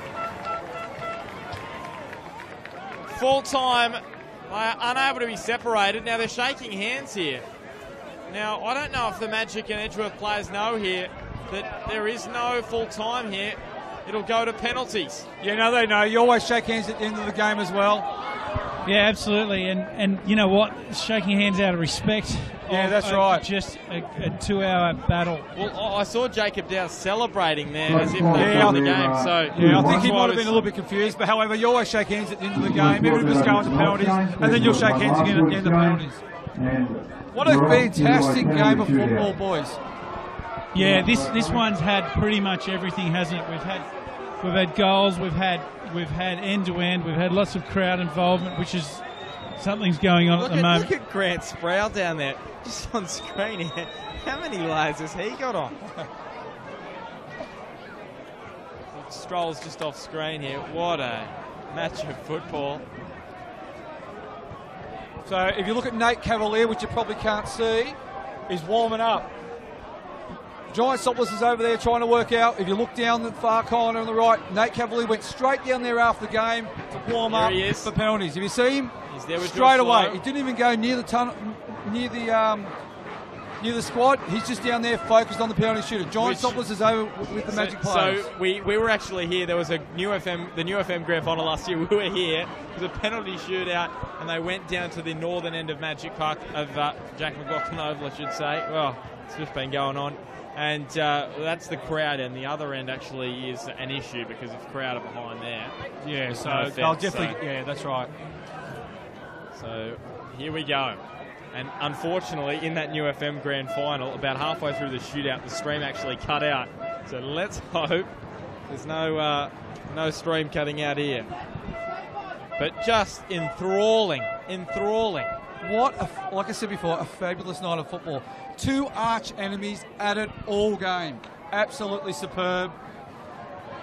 To be honest, I think Edgeworth shaded Magic in the end. They had more clear-cut chances. However, Magic it was a dogfight for Magic, and they got through. They got the result they needed. And now it's the penalties. And just while we've got some time here, a reminder, tomorrow at 4 o'clock, New FM Grand Final 2017. Cooks Hill, the minor premiers, take on the third place Bell Swans. A huge decider, that one. And then on Friday night, next week, NPL live show CT and Smudge. We're excited about that at 7 p.m. on Facebook Live on the NPL Northern New South Wales Facebook page. And you know what's exciting about that? They're having hair and makeup for CT for that night. That's what's exciting. And we're going to have the grand final coaches, the grand final captains. We're going to have it all. And then on Saturday, we will be at grand final day for all of the grades, the 18s, the 20s, and first grade. First grade kicking off at 7, the under 20s at 4, and the under 18s at 2. The 18s is Olympic and the Jets. The under 20s is going to be Maitland up against Olympic, and the grand final is going to be Lambton up against one of these two. Boys, this is why we love this. Everyone loves a penalty shootout, and this is where we're going to go right now. You know what? The tension, I'm the actually feelings. nervous. I'm feeling a bit nervous. Oh, Exactly. you got it. Yeah. It's You know, just so nerve-wracking, isn't it? People- Even up here commentating, you're just nervous for the players. Look, this is everything. You know, you go through your whole pre-season, you go through your recruitment process, you go through your fitness programs, recruit all your people, and then it comes down to this. It comes down to one strike from each player. You know what? Doesn't it? Individuals, character, steel, what your parents have taught you, everything comes into this strike for every single player, and we're going to see Bradbury step Cal up Bradbury, tonight. well, he took a penalty against Moreton Bay in the FFA Cup late on. He had ice in his veins that night. He scored then. Cal Bradbury, brilliant save from Nate What a Cavalieri. save by Cavalieri. Nothing short of brilliant. He stands tall again. He's stood tall over the last 2 weeks. I'll rephrase that. He stood tall the whole season. He deserves that moment, but there's still plenty more to come because we know Nico Giantsopoulos is a very good shot stopper. And what I said earlier, what I liked about Nate Cavalier, when the full-time whistle went, he went right over in that corner and he warmed up for the penalty shootout. Good point, Smudge, and that's exactly the point I was going to make as well. He was ready, and we go on here, Moriyasu. He can curl a ball, can't he? From the penalty spot, Moriyasu makes no mistake. 1-0 Edgeworth in the shootout. Now, Magic are going first here. Now, I'll just remind you, 60% of sides that kick first in the shootout win. Okay. You know what you like about Moriyasu? Moriyasu smile. Whenever he scores, he's got that big white teeth, big smile. Hool. Matt Hool. Great second half of the season. There's a free kick taker and corner taker for Magic. Matt Hool places it over the bar. A horrific penalty. It goes way wide. A horrible moment for Matt Hool. You've got to feel for him, don't you? He's had a fabulous season, but you know what? It comes down to the kick, comes down to the pressure, CT. You need to convert it, don't you, mate? And here's McBreen. Here he does. And you know what? He's come onto the game late, probably a bit more extra adrenaline than everyone else as well. All these little things add up. I'll tell you what, Edgeworth right now, the experience of McBreen. Here he is, takes no time and just smashes it into the corner. Daniel McBreen. He's really wanted this game, McBreen. When he scored the goal to make it 1-1, I've never seen him celebrate so much. Oh, I love He went straight to the ground. He's really loving this. So here he is, Peter Haynes. The confidence and the ability of McBreen to put that one away with the authority that he has, boys, that was just special strike. They're in a good position at the moment. Potentially his last kick of a ball in the NPL Northern New South Wales, in Northern top flight. It's the end of an era. Can he score his penalty? Of course he can, Peter Haynes. And he didn't miss the top corner, did he? He knew exactly where that one had to go, and didn't he just bury that so well? Credit Peter Haynes there. He's had a fabulous game, hasn't he? 120 minutes, hasn't played 90 minutes virtually all season, but he's had a brilliant game, and what a great career to Peter Haynes. Not over yet, but 2-1. 2-1 Edgeworth lead. This is a big penalty for Aidan Bryce. Because if it's saved, Magic stay within a goal. Here he is. Bryce against the pole. Against the pole, and it's all alive. It is James Virgili. Boys, it's not over yet. Definitely not over, because the pressure, it's all about pressure, isn't it, CT? Now, we haven't got a graphic, so I'm just going to try and write this out in front of me so I can understand here. So it's 3-2. And this is the 4th penalty. And Virgili missed one up at Moreton Bay. See if he can convert here. Here he is, James Virgili! Nate Cavalieri, it's spinning back here. It was spinning back there and he got up celebrating. We have seen moments like that, but a great save all the same. So this is for the winner. John Bazzari for the winner. They've got 2 chances. Hey, to win the Jonesy game. didn't even want you, Virgili. Now I'm sorry. Jonesy didn't even want him. I'm sorry about that. We may have someone grabbing our effects mic downstairs. So hopefully, apologise for anything. So Bart, I think John we've Bazzari. cut that. We've cut the effects mic. Thank God for that. John Bazzari for the winner, mate. Called it home. The bench down below are ready. Here he is, Don Bazzari to win the game for Edgeworth. And there they go. Brilliant Bazzari, Edgeworth. The Eagles' quest for 3 seasons of NPL Northern New South Wales success goes on as Damien Zaneside qualify for their 3rd straight grand final. Another season of dominance from the Eagles. They have to work for it tonight though. And another shot at the championship awaits. A chance to join the western side of 1971 to 73 with a triple-double. And for Magic, their stunning season revival is over. But what a ride it was. 9 straight victories through the back half of the season. Halted by the Eagles, who have triumphed this evening. And Peter Haynes, his time at Broadmeadow comes to a close. Sorry, Mark. Full credit to Broadmeadow as well. Broadmeadow tonight put in a gallant performance and was just picked at the post, probably just by the better side as well. Yeah, full time here at Jack McLaughlin Oval.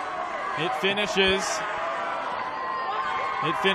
Edgeworth Eagles 1, Broadmeadow Magic 2. The Eagles win in a penalty shootout after extra time. What a match of football at Jack McLaughlin Oval. We thoroughly enjoyed that. So, boys, just on our Sports Click man of the match, we'll go downstairs and our Harry Snitzel player of the day. The Harry Snitzel player of the day goes to Nate Cavalier again for that tremendous save on, I can't remember who it was. It could have been 2-0. Was it on? It was on James Virgili twice. James Virgili twice. Saved them. Could have went to 2-0 and that could have been game over. And our Sports Click player of the day, CT. Just goes to Sanders. Sanders for Edgeworth up front. It's just been sensational. I think all game he's just been where it matters. Some of the deliveries, passes, and he's been very strong throughout. But I'll tell you what, Edgeworth absolutely going crazy down here. And full credit to Broadmeadow Magic. They've just done particularly well. This game has just been one of the better ones that I've seen in Northern football's history, to be honest. Nate Cavalieri. Gee, he stood tall tonight. He has shown that he is the premier goalkeeper in the competition with that performance in the shootout. Yeah, look, he's just really done it. And what, as Damien Smith has just pointed out, him going down to that bottom corner immediately, just getting straight on the job after 2 hours of football and starting to warm up for a penalty shootout. It just shows the class and determination of that footballer. And there he is on screen, absolutely all smiles there, Bart, and totally deserves it. What a great victory for Edgeworth Eagles tonight, and there's that man, Kieran Sanders, on screen right now. So we have it all confirmed. Next, so they're going to sing the song in the middle of the park, and the grand final is confirmed. It's the Eagles up against Lambton. They've played 3 times this year. Edgeworth have won once, Lambton twice. And they're going to head in for the song.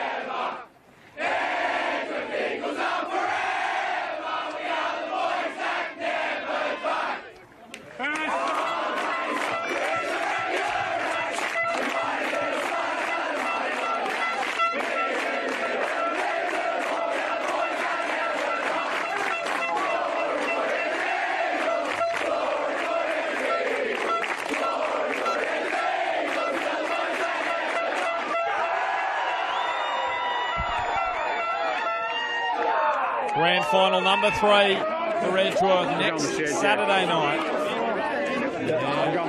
Celebrating with the team song. And it will be a cracking match of football. We're going to head downstairs. Damien Smith and Chris Turner have got, well, we're going to have Harry Schnitzler's Player of the Day. It's gone to Nate Cavalieri. And for the Sports Click Man of the match, that is going to Kieran Sanders. So just repeating while we're grabbing Sanders and Cavalieri. Next weekend, 2 p.m. in the 18s, it'll be Hamilton and the Jets. In the 20s, it's going to be Maitland and Hamilton. And in first grade, it will be Edgeworth and Lambton. Looking forward to that. The horn on screen. They are loving this, the young Edgeworth boys. Now, Gary Fisher, just with me here, just wanted to ask you, while we are still waiting, those youth scores from earlier today. Do you remember them all? So that was a long time ago, Bart. The 13s was 3-0. North Coast beat Edgeworth. Yep. Lambton won the 14s 4-0. Over Adamstown 4-0. Hamilton beat Broadmeadow Magic 4-0 in the 15s. And in the 16s, Broadmeadow Magic 3 beat Emerging Jets 2. So there you go. We had a close game in the final match of the day. And a great crowd up there at Rockwell Automation Park. Yeah, it was a great day up there, apparently. So, really good. Great to see, and a great night here tonight. Beautiful. Great game of football. Yeah. Glorious night of football. So I'm just having a quick scan here to see where Smudge and CT are. Now, where they've disappeared to. I'm just gonna wait. They might be heading into the sheds. But yeah, just a reminder, tomorrow UFM Grand Final, 4 p.m. 4 p.m. Kickoff live on Bar TV with. Well, we'll be backing up tomorrow. Will you be backing up tomorrow, Gary? Yeah, 8:30 first kickoff, Bart. So enjoy the early rise. Should have brought my sleeping bag, but no, all good, mate. All good. This is the time of year that everyone, administrators, players, the volunteers at the clubs. This is what they all look forward to this time of year. So now, do you have all the games for tomorrow? Do you remember them all? Now you're going to test my memory. I do. Further, I can give you the 19s, 23s, and first grade. I like. The 15s is New Lambton and Cooks Hill. Yep. The 17s is West Wallsend and... I'm going to apologise to the club that I can't remember at the moment. I know the 19s is New Lambton and Bell Swans. So I can confirm that. I think Cooks Hill are in the 17s as well. Okay. Yeah. Actually, it's in the 15s, it's... The 15s are the same two teams. It's West Wallsend and Cooks Hill in the 15s and the 17s, I think. Yeah, okay. Yeah. Yes, and grand final in first grade. Cooks Hill up against Bell Swans in the 23s. A big match as well, West Wallsend in that one. We're going to head downstairs quickly. Damien Smith and Chris Turner. Take it away, boys. We're here with Kieran Sanders. Kieran, you're our sports man of the match, mate. Huge. Damien Smith before and Ben Homer. Probably for me one of the best games I've seen in Northern football, and over my good 30 years of it. How did you feel about the game tonight? Yeah, to be fair, I think we started off strong. We attacked him straight away. Damien Zane comes up with a plan every week and it always works. And I thought we were unlucky not to clear the game first half, to be honest. They looked like they were playing like man for man at the back, and you were tightly marked, particularly by Vigili. Did you notice that was happening? Yeah. Everywhere I went, he come with me, so I tried to come short to go long and move out. I thought I had a couple of good chances and made some good runs, to be fair. Playing with Mako as well. He always helps you out as well, so, yeah. Absolutely. So when that happens, does that change your mindset when you get someone man mark you? You've probably had that happen to you a fair bit in the past. What are your thoughts when that happens? It's one of them things. If he wants to man mark me, he's got to be in for a hard battle. I'll never lose. All right, and you possibly you got a knock or two tonight. How's your body feeling for next week? Yeah, no. I'm playing no matter what.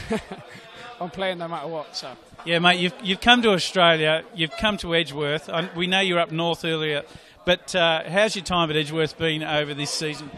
To be fair with you, Warren and Zaney are fucking lovely blokes. The whole team, they're good. They've promised me things and they've done it. So, yeah, top club, top people and everyone around it's brilliant. Now, as far as your own game goes, what we've enjoyed watching, in particular tonight and through the season, is the way you've held the ball up. Some of the balls you've played in and your distribution has been top shelf. Look, is that something you practice as a child? Is it something you practice it weekly? How do you go about it? Because we're very impressed with your style of football. It's all in the hips, to be honest. Zania will tell you it's all in the hips, big around the hips. I do a lot of strength training and stuff as well, and I like a tussle now and again as well, so I like to feel big and hold players off. So. Yeah, well, look, mate, you're a huge part of the grand final chances for Edgeworth next week. As you've been all year, your contribution's been great. You're our Sports Click Man of the Match. You've got a $100 voucher there, and you'll be able to go up to collect that. Congratulations. All the best for next week, and we're really looking forward to seeing you in the final series. Thank you very much. Appreciate it. Cheers. I'll hand you over to Damien Smith right now, and he's with Nate Cavalieri. Thanks, CT. I've got Nate Cavalieri. Nate, again, you're our Harry Snitzel Player of the Day. One of the reasons why, imagine we're up 1-0 with a Scott Pettit free kick, and then you made a tremendous save on Dino Fags. If that goes in, you're down 2-0, would have been hard coming back. An absolute brilliant one-on-one save. Congratulations on our Harry Snitzel Player of the Day. Mate, what were your thoughts on the game? Yeah, mate, I thought we honestly could have probably taken a few chances in the first half an hour and really put them to bed, but as it was, they took their chance they had in the first half and made a real game of it, and credit to them. They were honestly the best I've seen them in a long time tonight, and I'm really pleased to just get through in the end. So yeah, it's a great result, but you're looking at that's old Daniel McBreen, the old fella. So Scotty Pettit's free kick, top corner, absolute brilliant strike, wasn't it? Oh, mate, as soon as it came off the boot, I just knew that I was not getting anywhere near that, and that was a credit to him. That was a phenomenal free kick. And the one thing what really impressed us, after full-time whistle at extra time, you went straight down the corner and warmed up for the penalty shootout. Didn't go near your teammates, you went straight down and warmed up. Is that a part of your tricks? To be honest, it's actually just a bit darker down that end of the field than this end, so I wanted to just get used to the light again. So I just wanted to get some 12-yard shots just to get used to the ball in the lighting again. So yeah. Yeah, and again, you made two crucial saves, or maybe you missed three, but you made two crucial saves in the penalty shootout, mate. Congratulations. Thank you very much. Cheers. Mate, you've had a fabulous season, and we wish you all the best next week in the grand final against Lambton. And you're our Harry Snitzel Player of the Day 2 weeks in a row. First time ever. Thank you very much. Cheers. All right. Thanks, Nate. I'll pass you over the bar before we hear the team song one more time. Yeah, we'll wrap it up just quickly. We've said enough about this game tonight. Tomorrow, 4:15, UFM Grand Final. And UFM Grand Final, our live show next Friday, 7 p.m. on the NPL Northern New South Wales Facebook page. And the big Grand Final day, starting from 2 with the 18s. And then Edgeworth and Lambton, 7 p.m. at McDonald Jones Stadium. All right, we're going to send it out with the song here at Jack McLaughlin Oval. Full time it finished. Edgeworth Eagles winning on a penalty shootout.